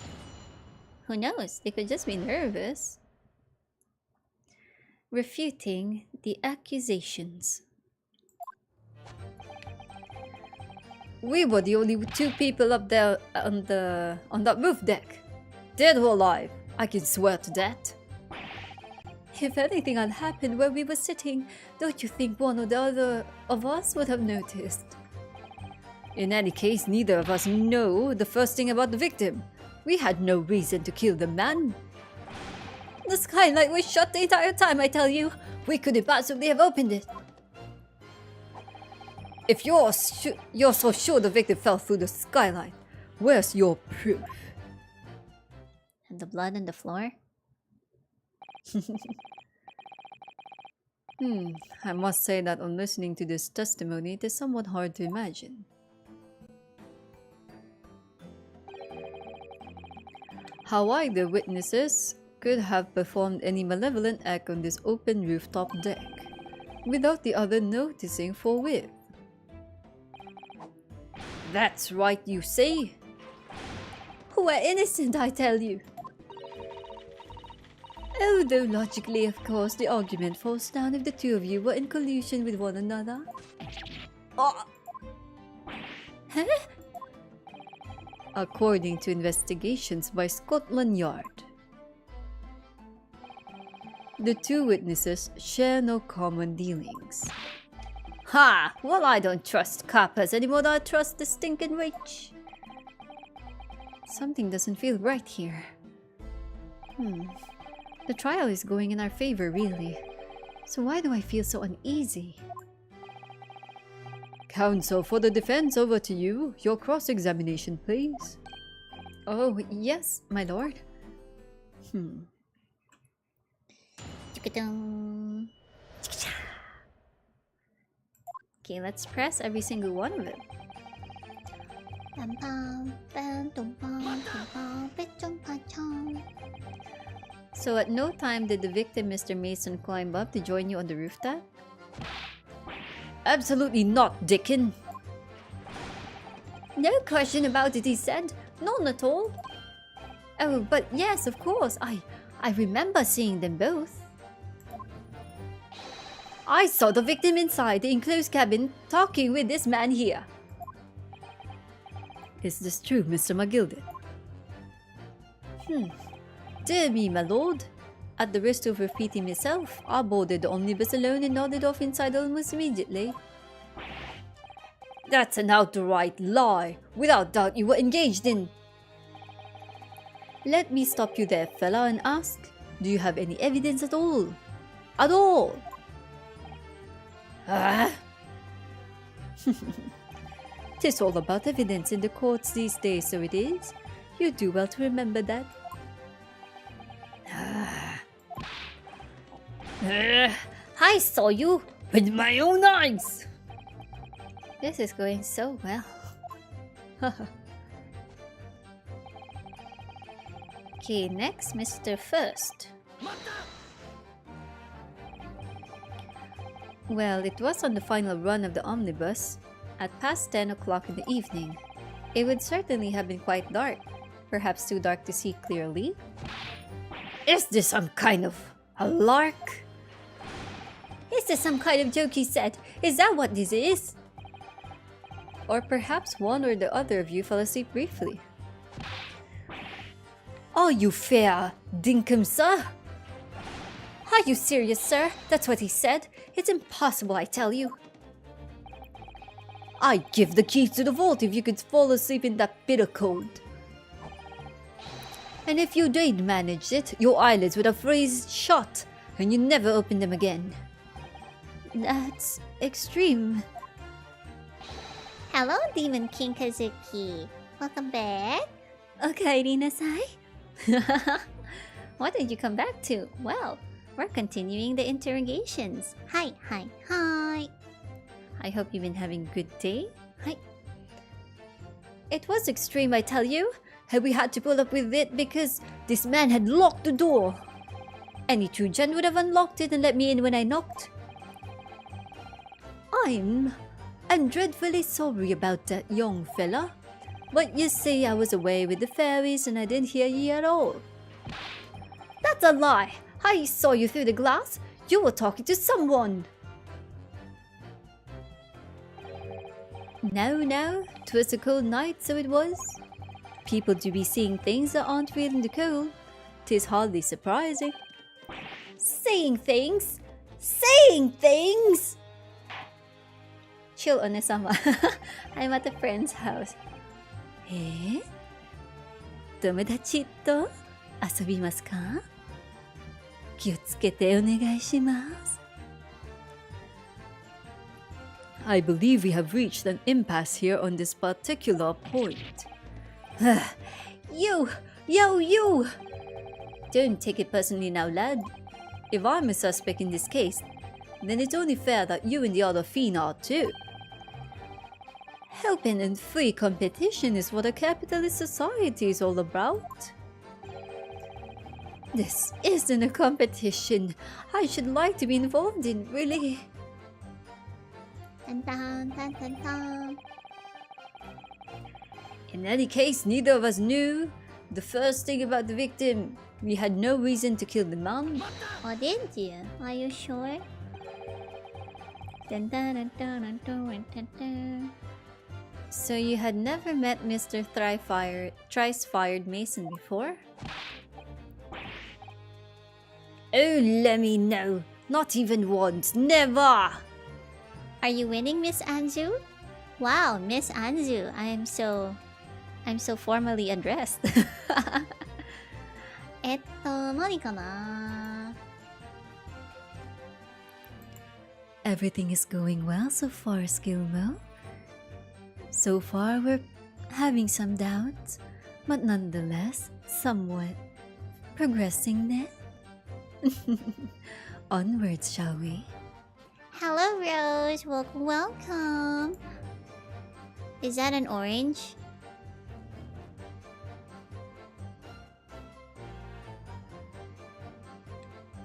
No, it's not.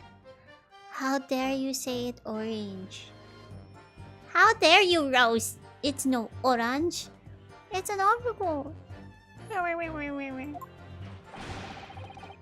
He'd never met a man before, he said. Never. And you, Mr. First, had no prior dealings with the victim either? That's right, sir. Hatters don't have much to do with brickmakers, to be perfectly honest, sir. I'm not a peach! Homae wa mashinera! No, I imagine not. You say? How many different ways can I put this? Neither of us have the remotest connection to the gentlemen who are inside the cabin. Ooh, we have a reaction. 何これ? Pursue! Choto, mate, kudashai. Mr. Macleod? Yes, counsel. What can I be doing for you? Feels good. No! It shouldn't feel good to call me a peach. Now, I'm going to turn you into rose water. Yeah. How would you like that, Rose-chan? We'll make you rose water and sell you online.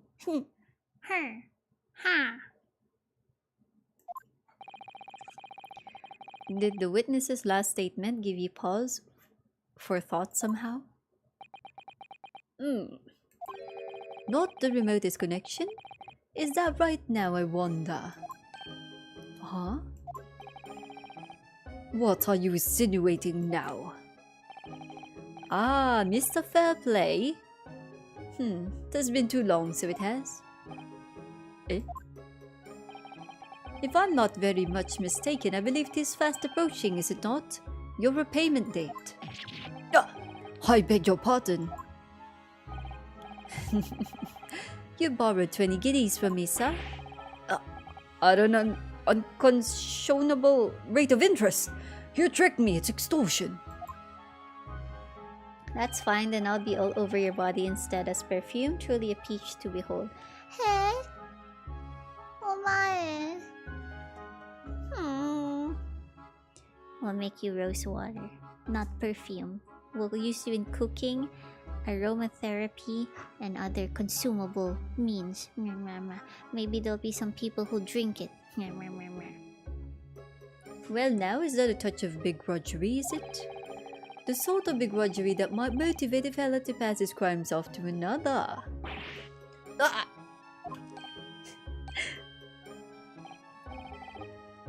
Hold on guys, my dog is making a really nice pose right now. Oh, Trid. I'll post it in Twitter what my dog was doing. I want to share it to everybody. Oh my god, he's so adorable.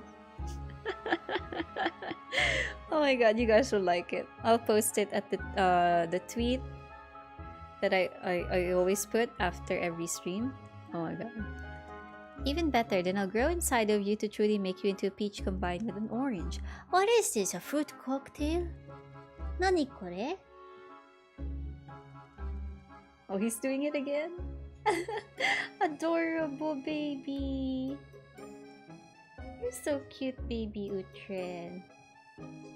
My doggo is so cute. I'm sorry, I'm so distracted. It's okay. Good boy. Kawaii! I'll show it to you guys on Twitter. Okay. And you're Mr. First. Misa? What do you want with Misa? Oh, you want to go out, Utre? Alright, I'll call brother, okay? To help you. You do be making hats for a living, do you not? That there top hat sliding about your head. Is that one of your own creations, is it? Oh, well, I'm still just an apprentice, you understand? I'm learning to find the perfect fit for whatever fine gent walks through the door. The perfect fit, is it? Well, 'tis a very distinctive design, so it is. Many customers like it, I tell you. They like a distinctive touch. Customers? Such as thrice-fired mason? Oh, that explains his hat, the victim's hat. There was a photograph print of the victim submitted as evidence before, my lord. Oh, this you mean. The hat. I can't help thinking that the poor fella's hat looks distinctly familiar, wouldn't you say?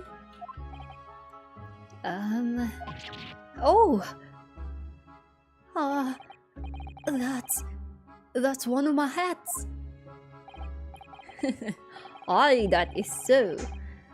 So it would seem the brickmaker was a customer of yours. The sort of customer I'd wager you could have had a wee quarrel with over the distinctiveness of the goods. Oh no, sir. I absolutely not, sir. Well, there's really nothing more to add. It wouldn't be right to say that the two fellas here haven't the remotest connection to the victim, you see.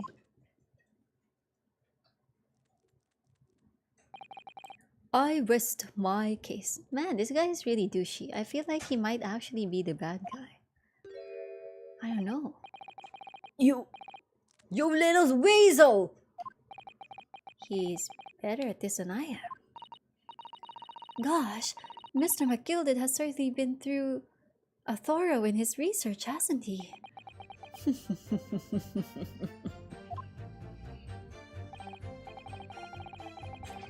Please, don't let me, little interruption, hold up the proceedings. The skylight was shut the entire time, I tell you. We couldn't possibly have opened it. Hello, Nat. Ahoy, matey. How are you? Ahoy, matey. Oh my god. Are you quite certain about that? That the skylight was shut the entire time? I'm gonna lose my block with you in a minute. He's going to lose his rag with you in a minute. That's what he said.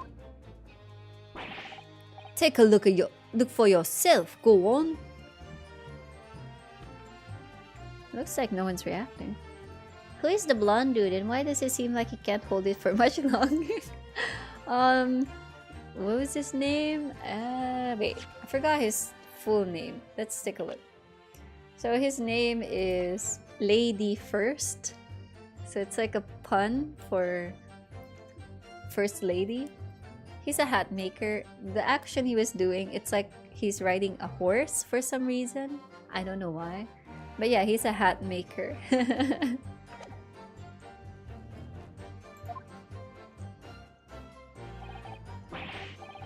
You see, it's shot fast now, just like it was on the night. So it is, of course. A fella the size of Mr. Myson could likely break right through it. Still and all. What? He's becoming the Headless Horseman. He's the Hatless Horseman. Just looking at the size of the thing, you understand? Now you hold on there a minute, sir. The size of the thing means nothing. Not on its own. Let's consider the bigger picture here, shall we? Let's stop biting our canes, shall we? I was riding the omnibus on another occasion when, well, I broke wind. Loudly. I shocked myself with it as it happened. Huh? This is an unexpected confession, Mr. First. Oh, I just mean to say, well, the point is I tried to open the skylight, you see. But just my luck, I couldn't make it budge. The stench was terrible. Everyone was looking daggers at me, sir. I went as red as a rogue, I did. For those who wondered why did he say rogue, I think, I don't know how to pronounce it, whether it's rogue or rouge, but that's like the old school blush back in the day. Yeah, Are you expecting me to sentence you? Oh no, sir. The point is, the skylight kept you opened. I tried and tried when I was inside that cabin of shame. Ooh, someone... Whoa. Why you reacting, Miss Gina? Choto, matay kudasai. Do you have something to say about that, Miss Lestrade? Probably rouge? Rouge? The French way of saying it. Probably. I do know it's a makeup in the past. I think rouge is still being made, but like not a lot of companies make them. Most people would prefer to produce the modern cheek blush stuff. Yeah. Miss Lestrade.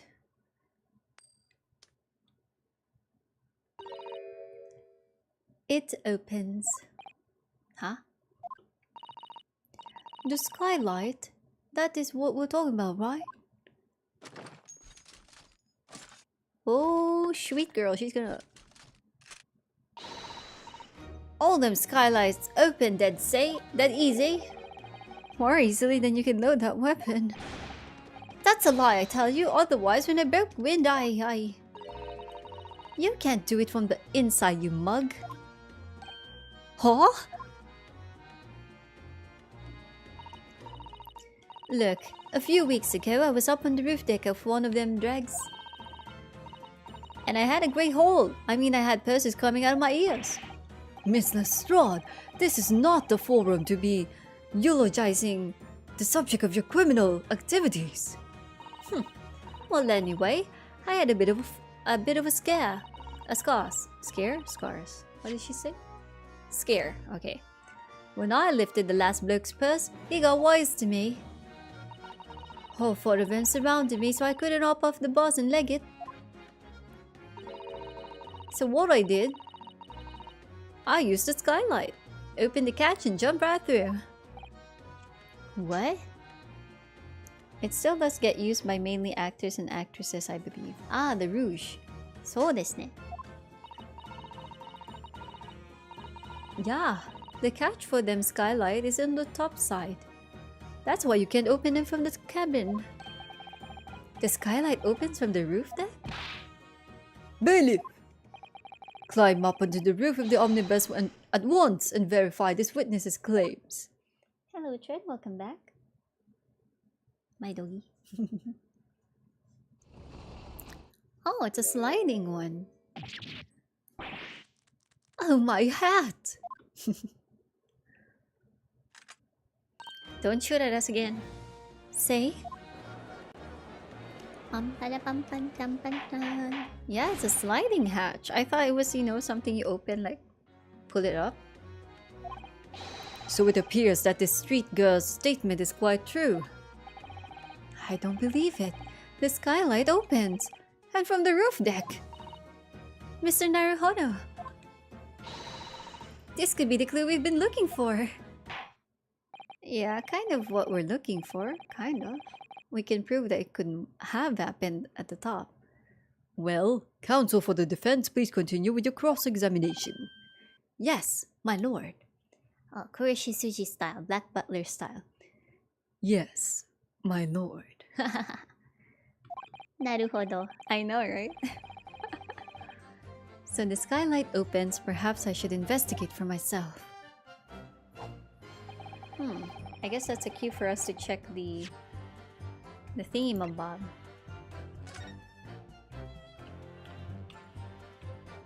Whee!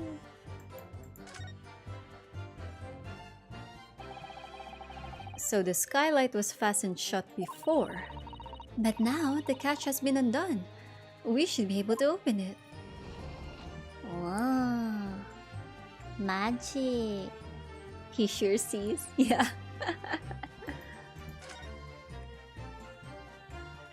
He sure does naruhodo, ne? You can certainly see inside the carriage through this opening, that's for sure. Yes, and there's a lamp in the enclosed cabin, so I'm sure the witnesses would have been able to see quite clearly. That's not good for us. Uh-oh. So they can see clearly? Oh god. Oh gosh. If you're so sure the victim fell through the skylight, where's your proof? Oh no, proof. Do I have proof? I can poof. Oh lord. Wait. Where's the location of the lamp inside the cabin? Hold on. One more time.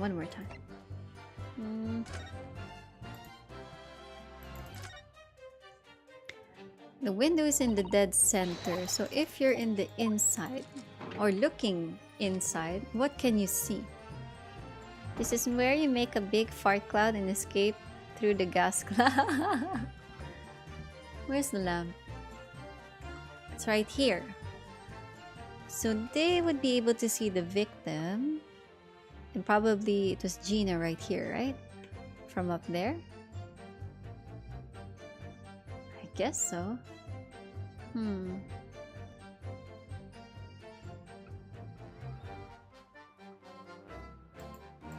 Can you close it from inside? I guess not. Oh, wait, what? Is that a blood stain? Oh, Yes, it does open very wide, doesn't it? Wide enough to kick someone like you through. Certainly, Mr. Naruhodo. Why someone like me? Ah! What is it? Look, just here. Look at this. That's, without question, it's blood. Why would there be blood stains here? Surely, it can't be unrelated to the case, can it? So he was killed at the top. holy camole, shamoli, gamoli, guacamole, cannoli. Oh, that's...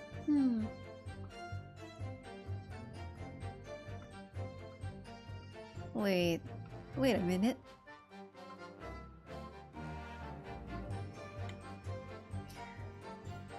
The redness of the blood, though, is the same as the one on the floor, which we believe to be planted. It's not dark. Well, then again, this could be dark because it's on the sofa. Well, I guess we can use this.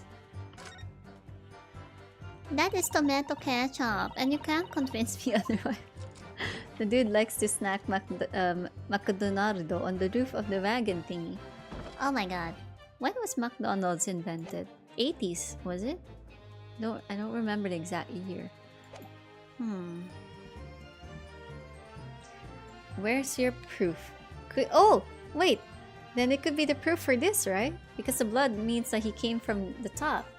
Ha! We got you, Mr. Mustache, Mr. Banka. Presento!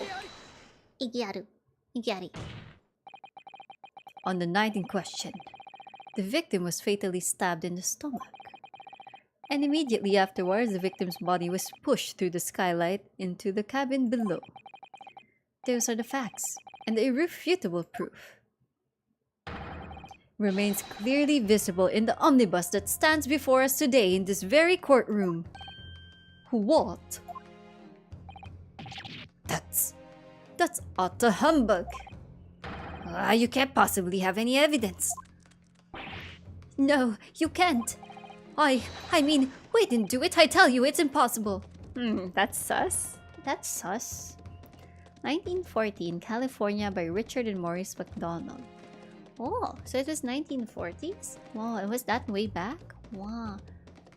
That's like, how many years is that? Before 15 years? Before this version of me was born? Because I was born in 1995 in this life. This reincarnation. Irrefutable proof here in this courtroom. Counsel. Yes, my lord. I believe everyone would appreciate a little clarification here, clarification. Where exactly within the omnibus is this evidence to which you allude? You will point out what it is that proves a victim fell from the roof deck through the skylight. Easy capeasy. It is the blood right here, my honor, your honor, my lord. Present. By Jupiter! Is that blood? Oh, hell no, sir. It's ketchup. It's tomato. This blood stain proves two things. Firstly, when the incident occurred, the skylight of the omnibus was open. What? And secondly, the victim was already bleeding when he fell through the opening. Oh my. And so it follows that Mr. McGilded, who was inside the enclosed cabin himself at the time, cannot possibly be guilty of this crime.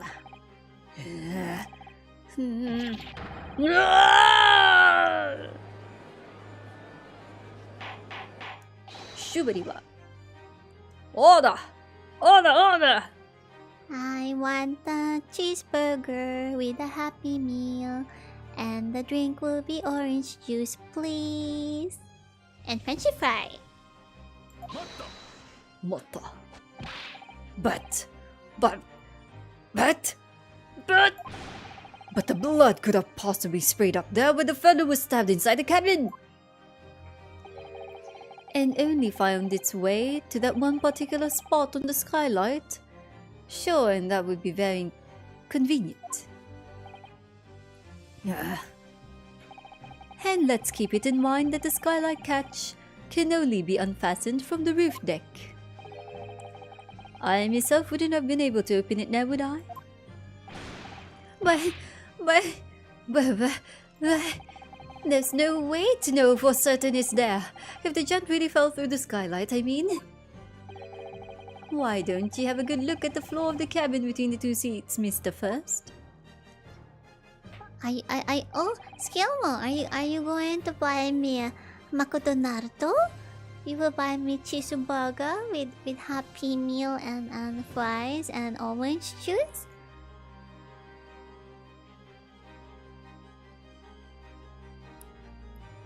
Tis all too plain, you see.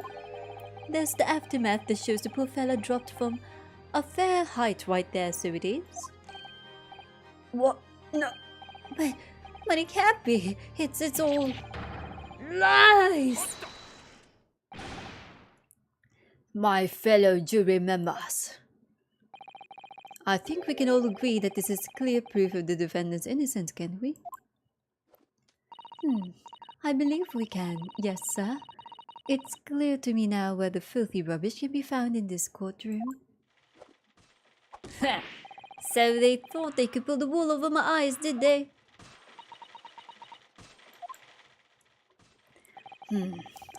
I won't tolerate any of the guild's carriages being sullied with blood. I won't tolerate it. Oh, I always knew that nice gentleman who gave us the delightful park couldn't have done such a thing. On 3 then, everyone. 1, 2.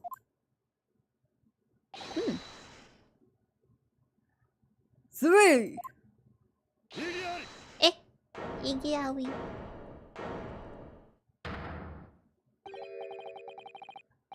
A chilling performance, Mr. McGilded. Ha! You will get Skilmo. You got the Makoto. Yee! Makoto. Happy meal. Arigato. Thank you very much.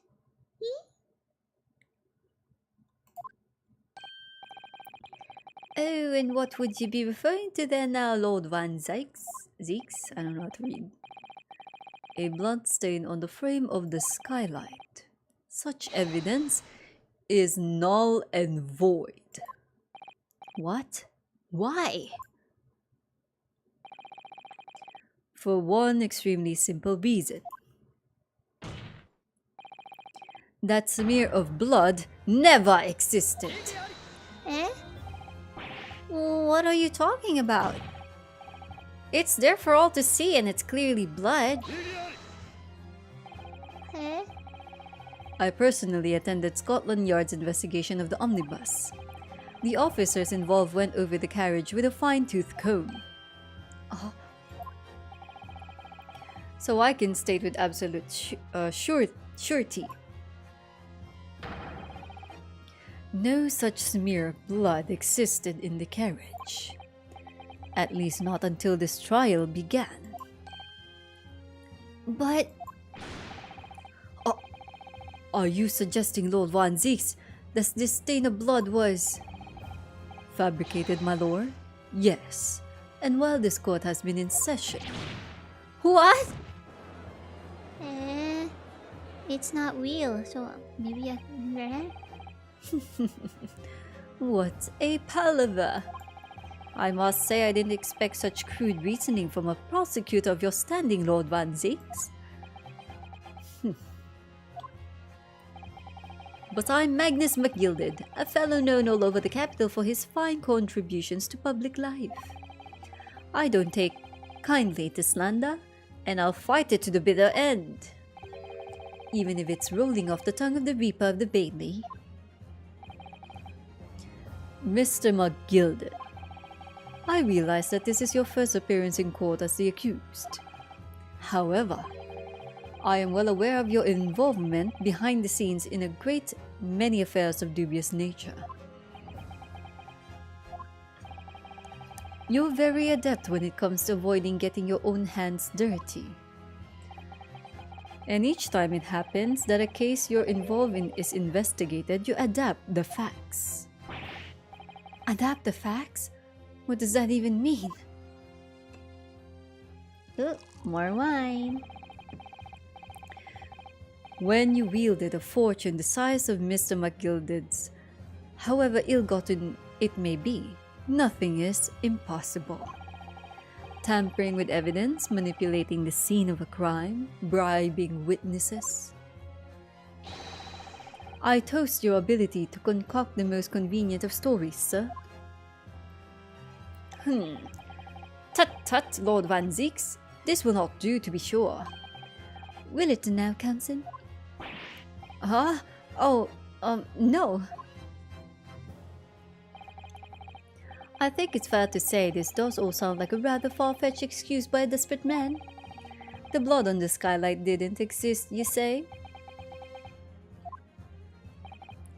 But if you use with all cast your minds back, is it not true that the omnibus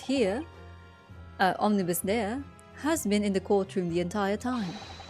How could anyone possibly have put a smear of blood in it without the world and his wife seeing it? Isn't that right now, Council? Oh god, oh no, I feel like he is the bad guy, but oh, he's gonna get away with it, isn't he? It's true. The omnibus has been in full view the entire time that the court has been in session. My learned friend. Here's to hearing your opinion on this matter in your own words.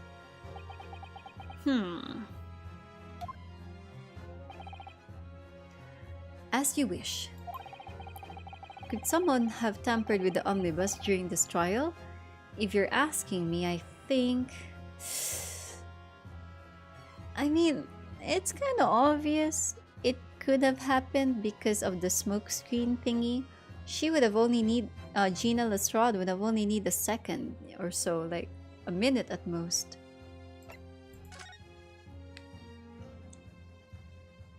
Yeah, exactly, right? It seemed fresh. It was too bright. Old blood or dried blood is usually dark colored. That's why I was a bit skeptic about it. When I saw it, it's bright. It matched the floor, right? And I was like, As a defense lawyer, it's my job to advocate for the defendant as best as I can. But still, I feel as though there's something even more important at stake here.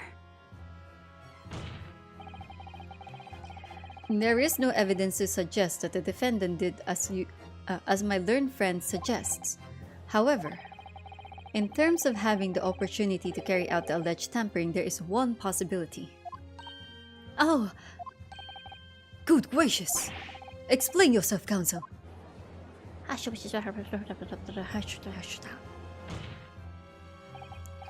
Yes, there is. It seems my learned Nipponese friend has no intention of running from this deceit. Deceit! I'm sure everyone still remembers clearly the recess that we were forced to take. As a result of the smoke grenade fired by the witness currently in the stand, Miss Gina Lestrade. The puff puff. What's going on? Be careful, Mr. Naruhodo. Cover your face. Bailey, don't let me. Yeah, it's a flashback basically. It's the same exact dialogue. The courtroom was filled with smoke and everyone was thrown into confusion. All of us were made to leave this chamber. In that brief interval, under the veil of smoke and all that chaos, it could have been possible to steal inside the omnibus. Hash brown, mashed potato, criss-cross fries. Julene. Are you wise? What are you trying to pull, yeah? You rotten feckless gogger? Feckless? Gogger? Huh? Nani? You're supposed to be defending me. 'Tis a wicked plot. 'Tis a plot to undermine me, so it is. Whatever you think this is, it changes nothing. The facts are the same.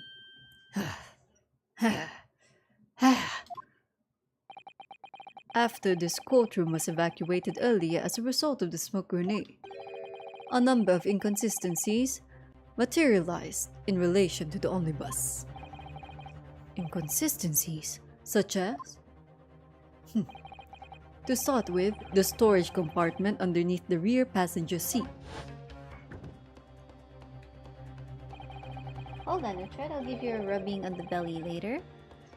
When the police investigated the omnibus, this compartment was full of the driver's items. Secondly, we have the smear of blood on the edge of the skylight. As I have said that I was not present at the start of the trial this morning,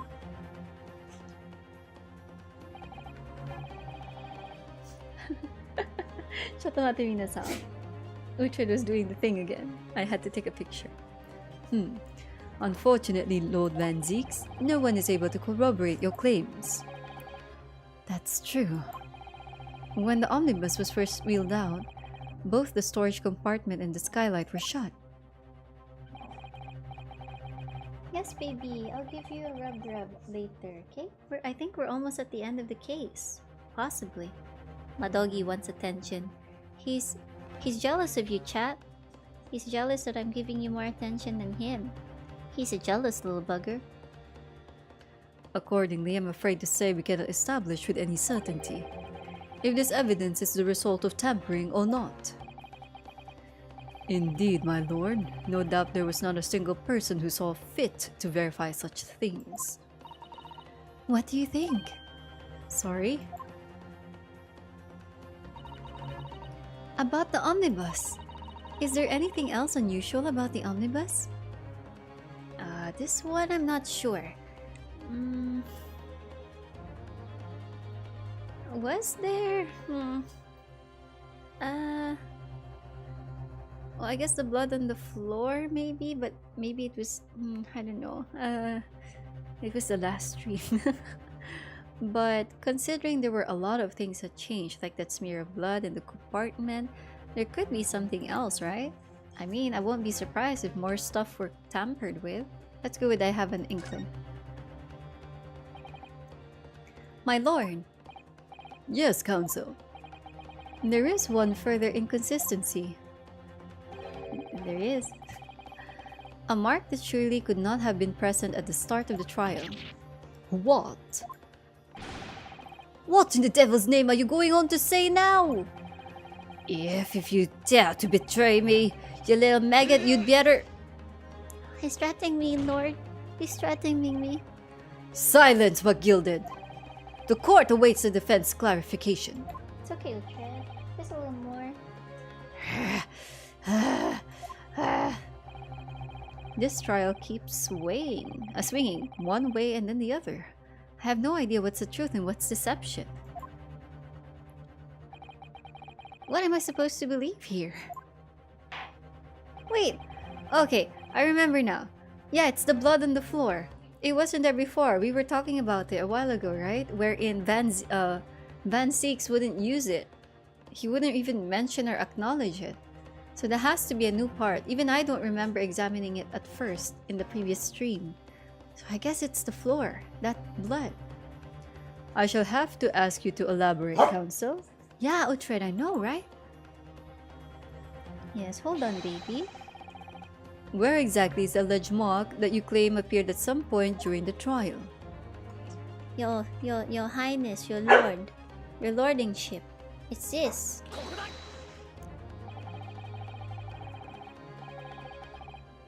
If we consider that the victim fell through the skylight onto the floor of the cabin, you would certainly expect to find signs of blood where he landed. But as far as I recall, this blood stain on the cabin floor was not there when the omnibus was first brought into the courtroom. Good lord! Baby, yes, I know. Just wait. Just wait, baby. Yeah, I'll go and play with you and stuff. Yeah, just wait. Doggy is jealous. Okay, behave. Behave for me, baby. Wow, nani kore, baby? Nande, baby? Nande? Ah, you jealous of that? Oh, he is jealous of you guys. Yes, coming, baby. Hold on, baby.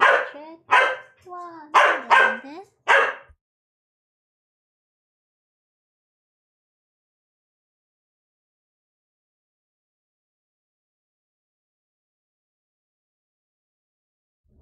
See, baby, there's nothing.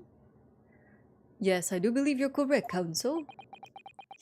You're spending with them too many times. Well said.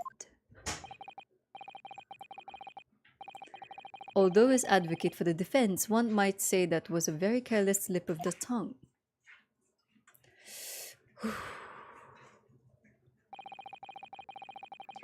I believe that blood stain on the floor is a decisive piece of evidence. But if the question is whether that evidence is genuine or whatever it was, or whether it was unlawfully fabricated by someone, I feel compelled to admit that there's at least a possibility that the evidence is fake. Oh my. Yeah, I would end up being like this kind of lawyer. If I realize something was wrong, or my client is the one guilty, I would end up ratting him out, bro. Like, I can't. This trial is over. Mr. Macleod? I've done everything I possibly can to cooperate with the court, but 'tis all over now. But you're the defendant. 'Tis over, I tell ya! Memory, recollection, what people think they saw, 'tis all a nonsense. Facts are what counts, and the fact is that bloodstain is there now! Well, and over the course of this desperate trial, long and extremely drawn out as it has been, that good-for-nothing Reaper of the Bailey has failed to present any decisive evidence at all. I'm scandalized, so I am. I'd thought better of Lord Van Zeeks. Well, my lord?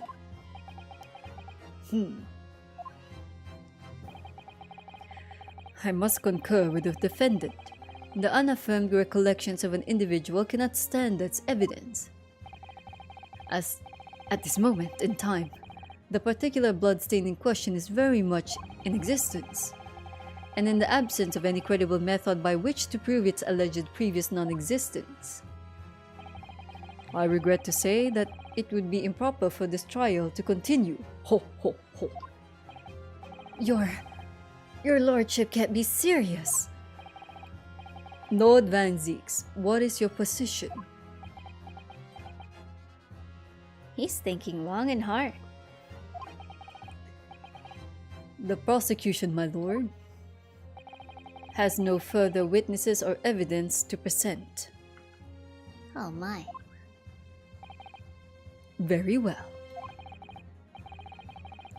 In that case, as I believe we have explored every possible avenue in this matter. Does the lawyer is the one to bring out the R's of the defendant from any situation prosecutor, the one to shut the defendant, whatever it costs? Well, basically, the lawyer, the defense lawyer, you have to protect your defendant or the person accused. Prosecutor, you're supposed to aim to like prosecute to prove that they are guilty. Is the court about finding the truth, or is it just a show? Well, if you're gonna ask me that, honestly, I think it's a mix of both.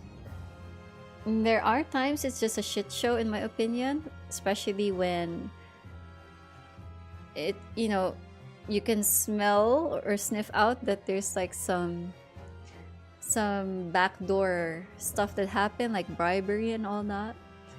Yeah. It's a very difficult situation and place, I would say. As I mean, we hear stories about police who, they would tamper with evidence or plant evidence if they're paid for it, and even jurors and stuff, judges, and even lawyers and prosecutors. So I don't know, it's difficult. It's difficult to find the true good and bad. And the purpose of a court hearing really is based on the evidence and witnesses. So as long as all the evidence and witnesses that are presented would support the defendant, then if you ask me if it's true or not, if it's supported by the evidence that they're not guilty, then they're not guilty. Because that's the only way we can really judge a person, in my opinion. It's the evidence and the witnesses. But sadly, those things can be planted, they can be tampered with, they can be forged. So it's difficult. It's really difficult. I shall proceed to my adjudication. As a formality, I am of course obliged to confirm with the defense first.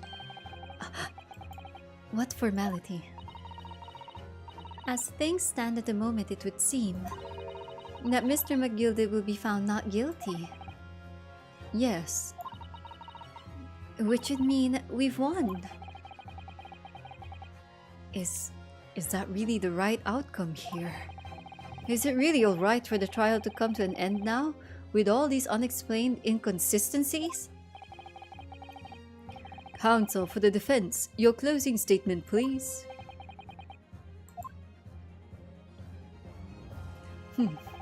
Yes, my lord. The defense believes The defendant could be guilty, the defendant is innocent.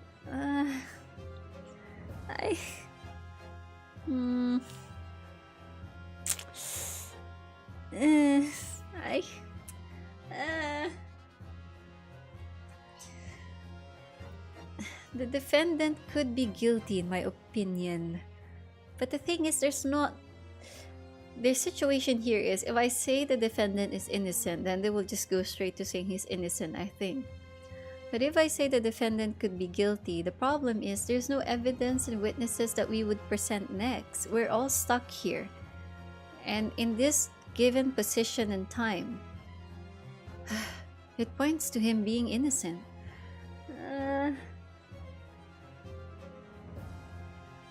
I'm gonna say the defendant could be guilty. I can't. My conscience can't.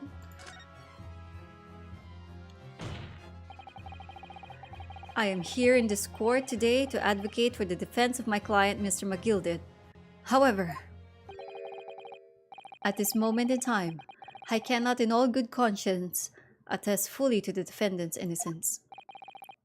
What are you saying, ma'am?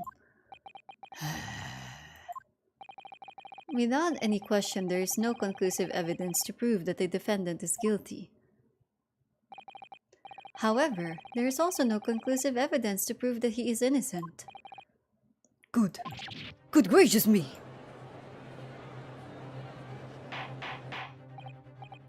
Order! Order! Ness, Gilmo, if you're still there, where's my McDonald's? Where's my McDonaldo? Where's my Happy Meal? Where's my cheeseburger? This is unprecedented behavior, counsel. A defense lawyer calling the accused's innocence into question. Are you sound of mind? Are you of sound mind?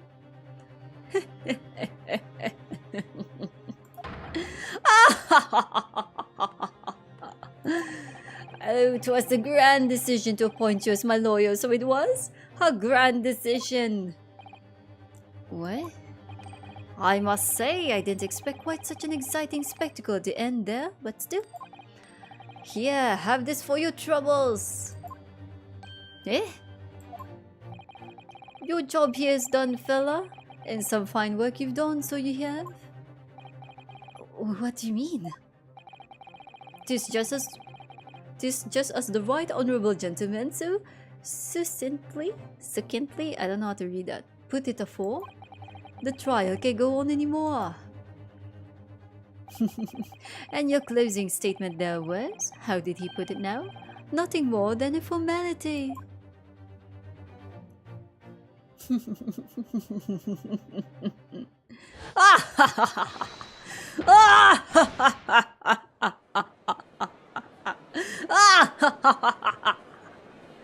Oh, you're late. What? You ate it on the way?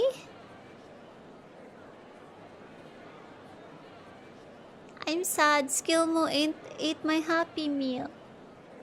And now I'm not happy.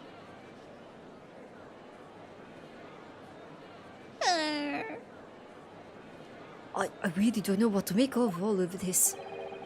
Was the evidence we've seen genuine or was it fake? His lordship would be fuming. Any unsightly rubbish should be disposed of promptly, as I said. No, Skillmo, there's no next time. You have to be punished, ne?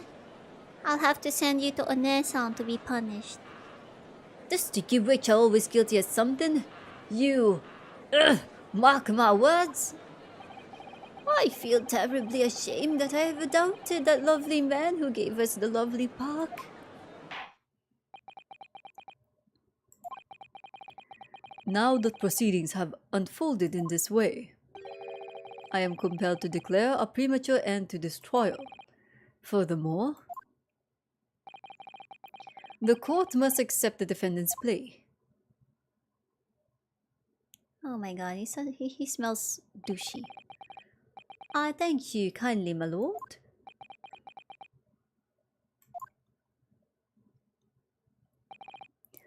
I hereby pronounce the verdict of this court. But we still haven't determined if the bloodstain in the omnibus is genuine or not. We don't know if these witnesses are telling the truth or a pack of lies. We have no idea about the truth. Lord Van Zeeks. My lord. The case made by the prosecution was flawed. Plain and simple. No, he looks so dejected. If indeed the omnibus presented as evidence was tampered with, the prosecution is at fault for allowing such a disgraceful perversion of justice to take place. My sincerest apologies, my lord. But wait! When we were evacuated from the courtroom, Lord Van Zeeks ordered the evidence to be secured. I'm afraid the prosecution cannot shun responsibility in this matter. That's so unfair! Not gonna lie, I mean, it could be one of the officers who were bribed. The culpability of the defendant has not at the present time been established by this court. Consequently, the jury will not be required to proffer judgment. What? He's gonna get away with it. Well, Lord Van Zeeks, it's been a pleasure, so it has. And as for you, my dear fella, I couldn't have asked for a better defense. Ah, do you mean to tell me this has all been a grand waste of time? 'Tis the law of the land, my good man. If you'd like to pursue this matter further, you can always go ahead and try to change the law. Magnus McGilded. Good grief, you've more to say to me, have you? Just one thing. A warning.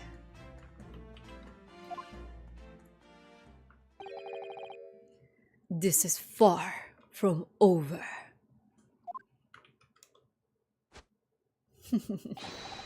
Well, something to be looking forward to then.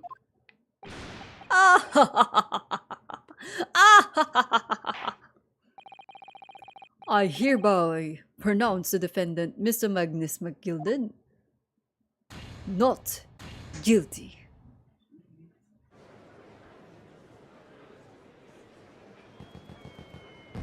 I don't feel happy. Not only did Skilmo eat my happy meal, I don't feel like Mr. McGilded is innocent. I feel like this is such a sad thing. I can't believe it! This is an outrage. You should have examined the evidence more. What are you talking about? The man's been clear. He's innocent. No, I don't know. It's shady. But the scales are leaning more to the black side though. Well, it doesn't matter. The judge himself sees that he seems innocent through all the evidence, and there's nothing else we can further go with. With the courtroom in pandemonium for the second time that day, the judge delivered his verdict, and my first ever trial in Great Britain came to an abrupt end, with the defendant being found not guilty. Ostensibly, a victory for us. I don't know, I don't feel like I'm victorious. I feel like I let the bad guy go away. February 18, 5:14 p.m. The Old Bailey Defendant's Antechamber.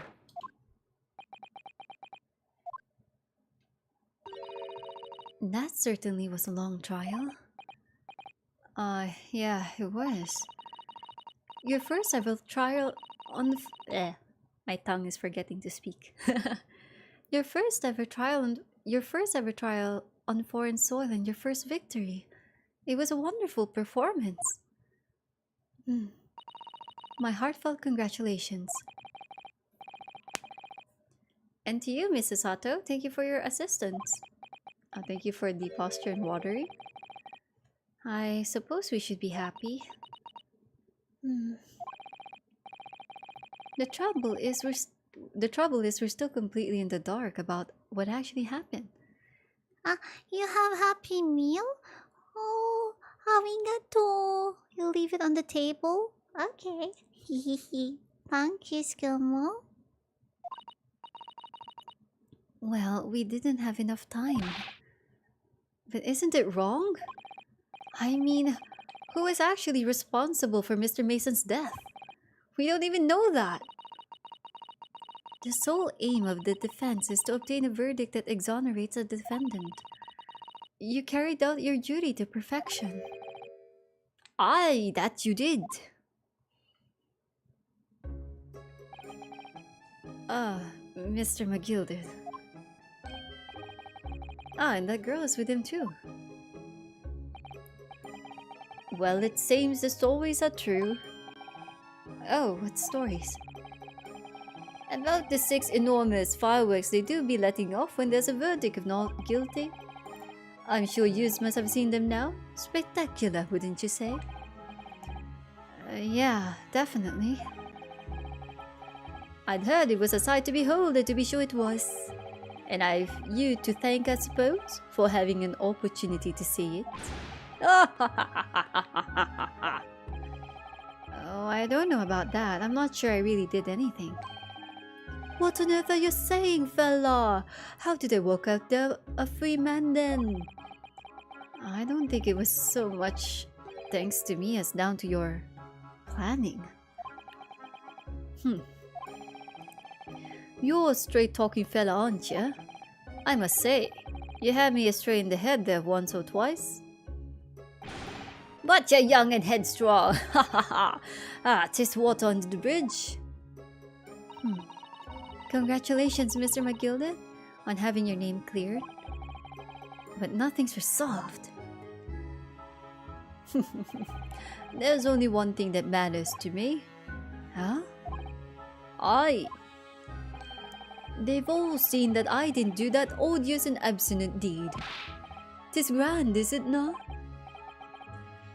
I suppose it is. Now the fine fellas of Scotland Yard can take matters in hand and sort out any wee details. They'll see it for what it is. They'll get to the truth. I've absolute faith in them, so I have. After all, I do be providing a good number of their wages with all the taxes I pay. Oh Lord.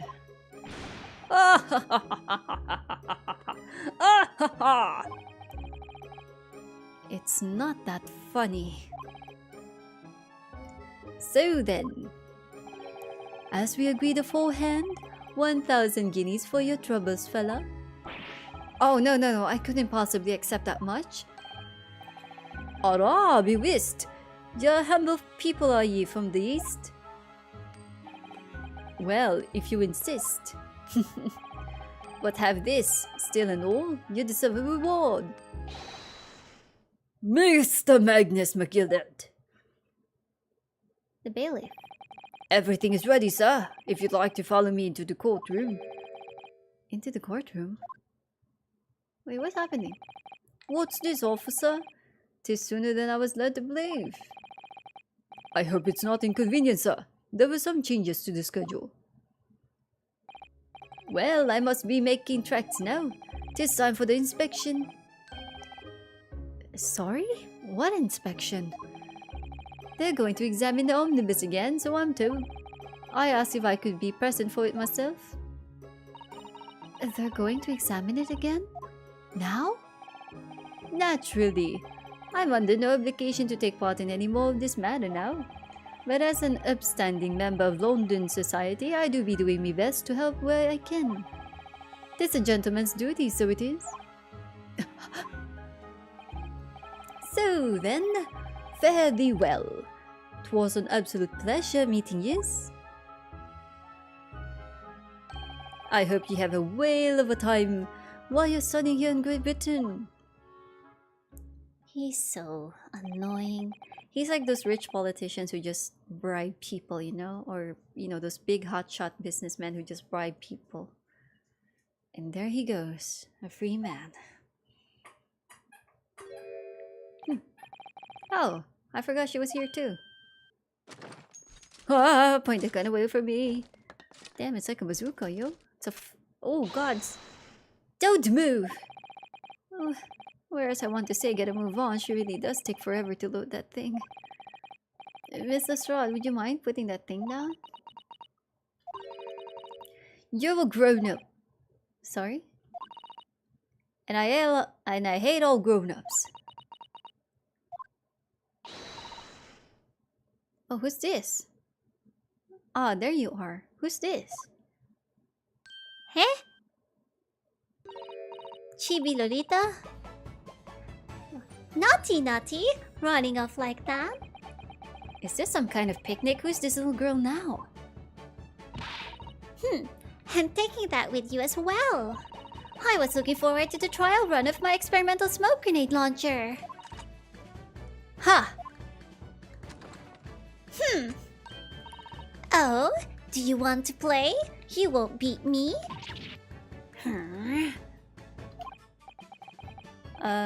Excuse me, but who are you? Oh, good day to you. I'm, well, the inventor, I suppose, of that machine. The inventor? Well, normally smoke grenades are so dull, don't you agree? White, white, and more white. If you have to be shrouded in smoke, it could at least be a pretty color, I thought myself. And do we have to be shrouded in smoke, though? At all? I just I just took my eyes off of it for a moment, whilst I was changing onto a different omnibus and she pinched it. Luckily, I filled it with a telegraphic beacon. What is it? What? I have no idea what this girl's talking about. Anyway, you're coming with me now. Back to my laboratory. What? What for? To apologize, of course, silly. To my technician. What? You mean say sorry? You must say sorry when you've done something wrong. Surely an adult has told you that before? An adult? Huh, I don't listen to no adults. Come along then. Follow me. Fine. Have it your way. Oh, good. You see? I knew you'd want to do the right thing in the end. I am fairly sure that what she wants is not to get shot by that massive gun of yours. Who is this little chibi Lolita? Well, we'll be leaving now then. Bye-bye. I'm so sorry for all the fuss. Who are you? She was a lively one. But yeah, she had the same style as Mr. Sholmes. Could that be Miss Sholmes? Oh my god, no, I don't think that's the wife. Does he have a wife? Well, do you think perhaps we ought to be on our way now too? Yeah, you're right, but where to? Oh, we haven't had the time to find a place to stay. No sooner had we arrived in London than we had to rush here. All our traveling cases are still with the bailiff. I was originally planning to spend today in search of lodgings. But at this late hour in the day, I'm afraid we may be out of luck. Don't worry though, I have a plan. If the worst comes to the worst, I've heard of a lovely park where we can spend the night. Please tell me you're not thinking of Macleod Park. I know it may be a little chilly at this time of the year, but our youthfulness will see us through. I'm not so sure about that. I think a midwinter London night will freeze a young person solid just as easily as an elderly one. Oh dear, that doesn't sound agreeable. Now I'm starting to regret turning Mr. Macleod down. That 1,000 guineas would have paid for a lovely warm room or mansion. Dun, dun, dun, dun, dun. And so, the trial to determine my worthiness for the study tour was over by the end of our first day in London. However, as we were soon to learn, there were more trying times ahead. Just as the Reaper of the Bailey had warned, the case was far from over. Oh, is there a continuation to that? Eh? Nani? Oh, cutscene! Eh? Fire! これはどういうことだ。わかりません。私が駆けつけた時にはもう現場検証が始まるまで立ち入り禁止のはずではないか。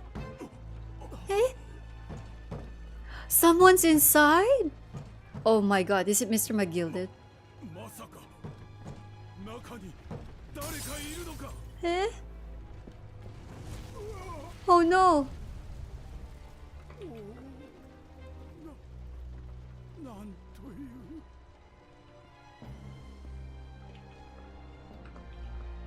Eh? Who was inside?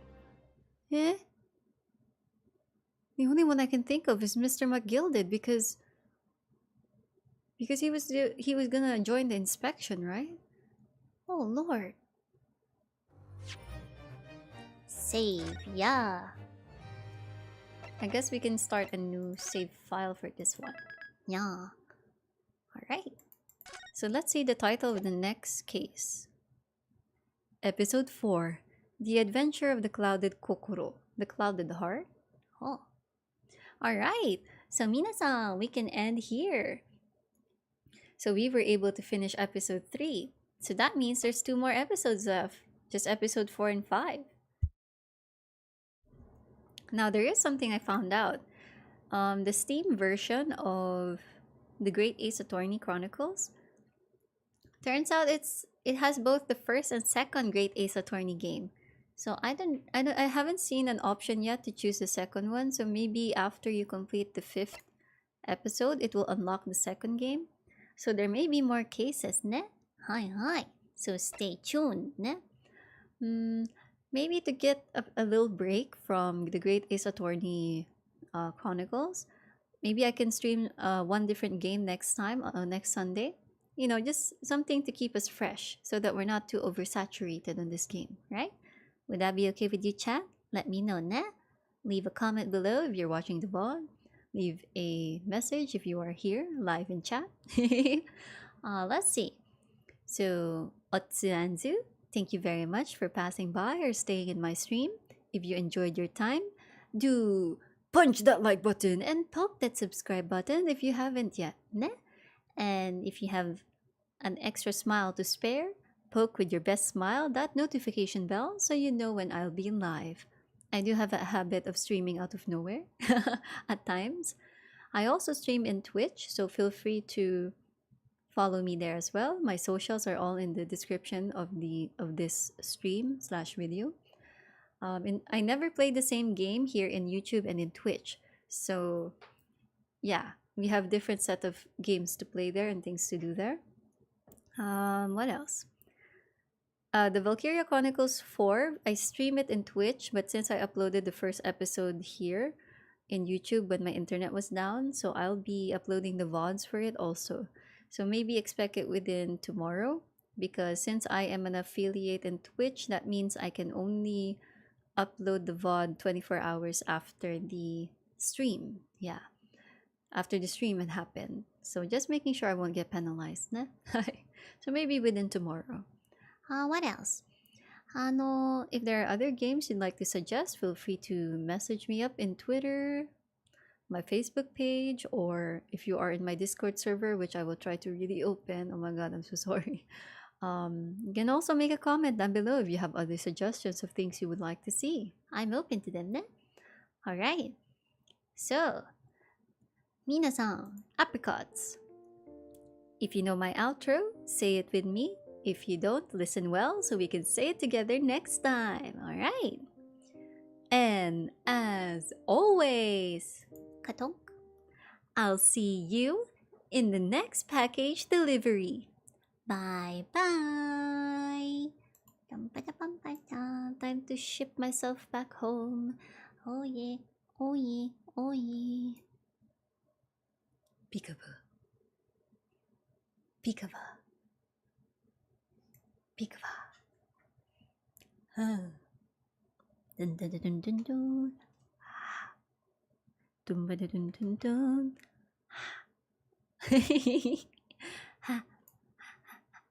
Dun dun dun dun dun.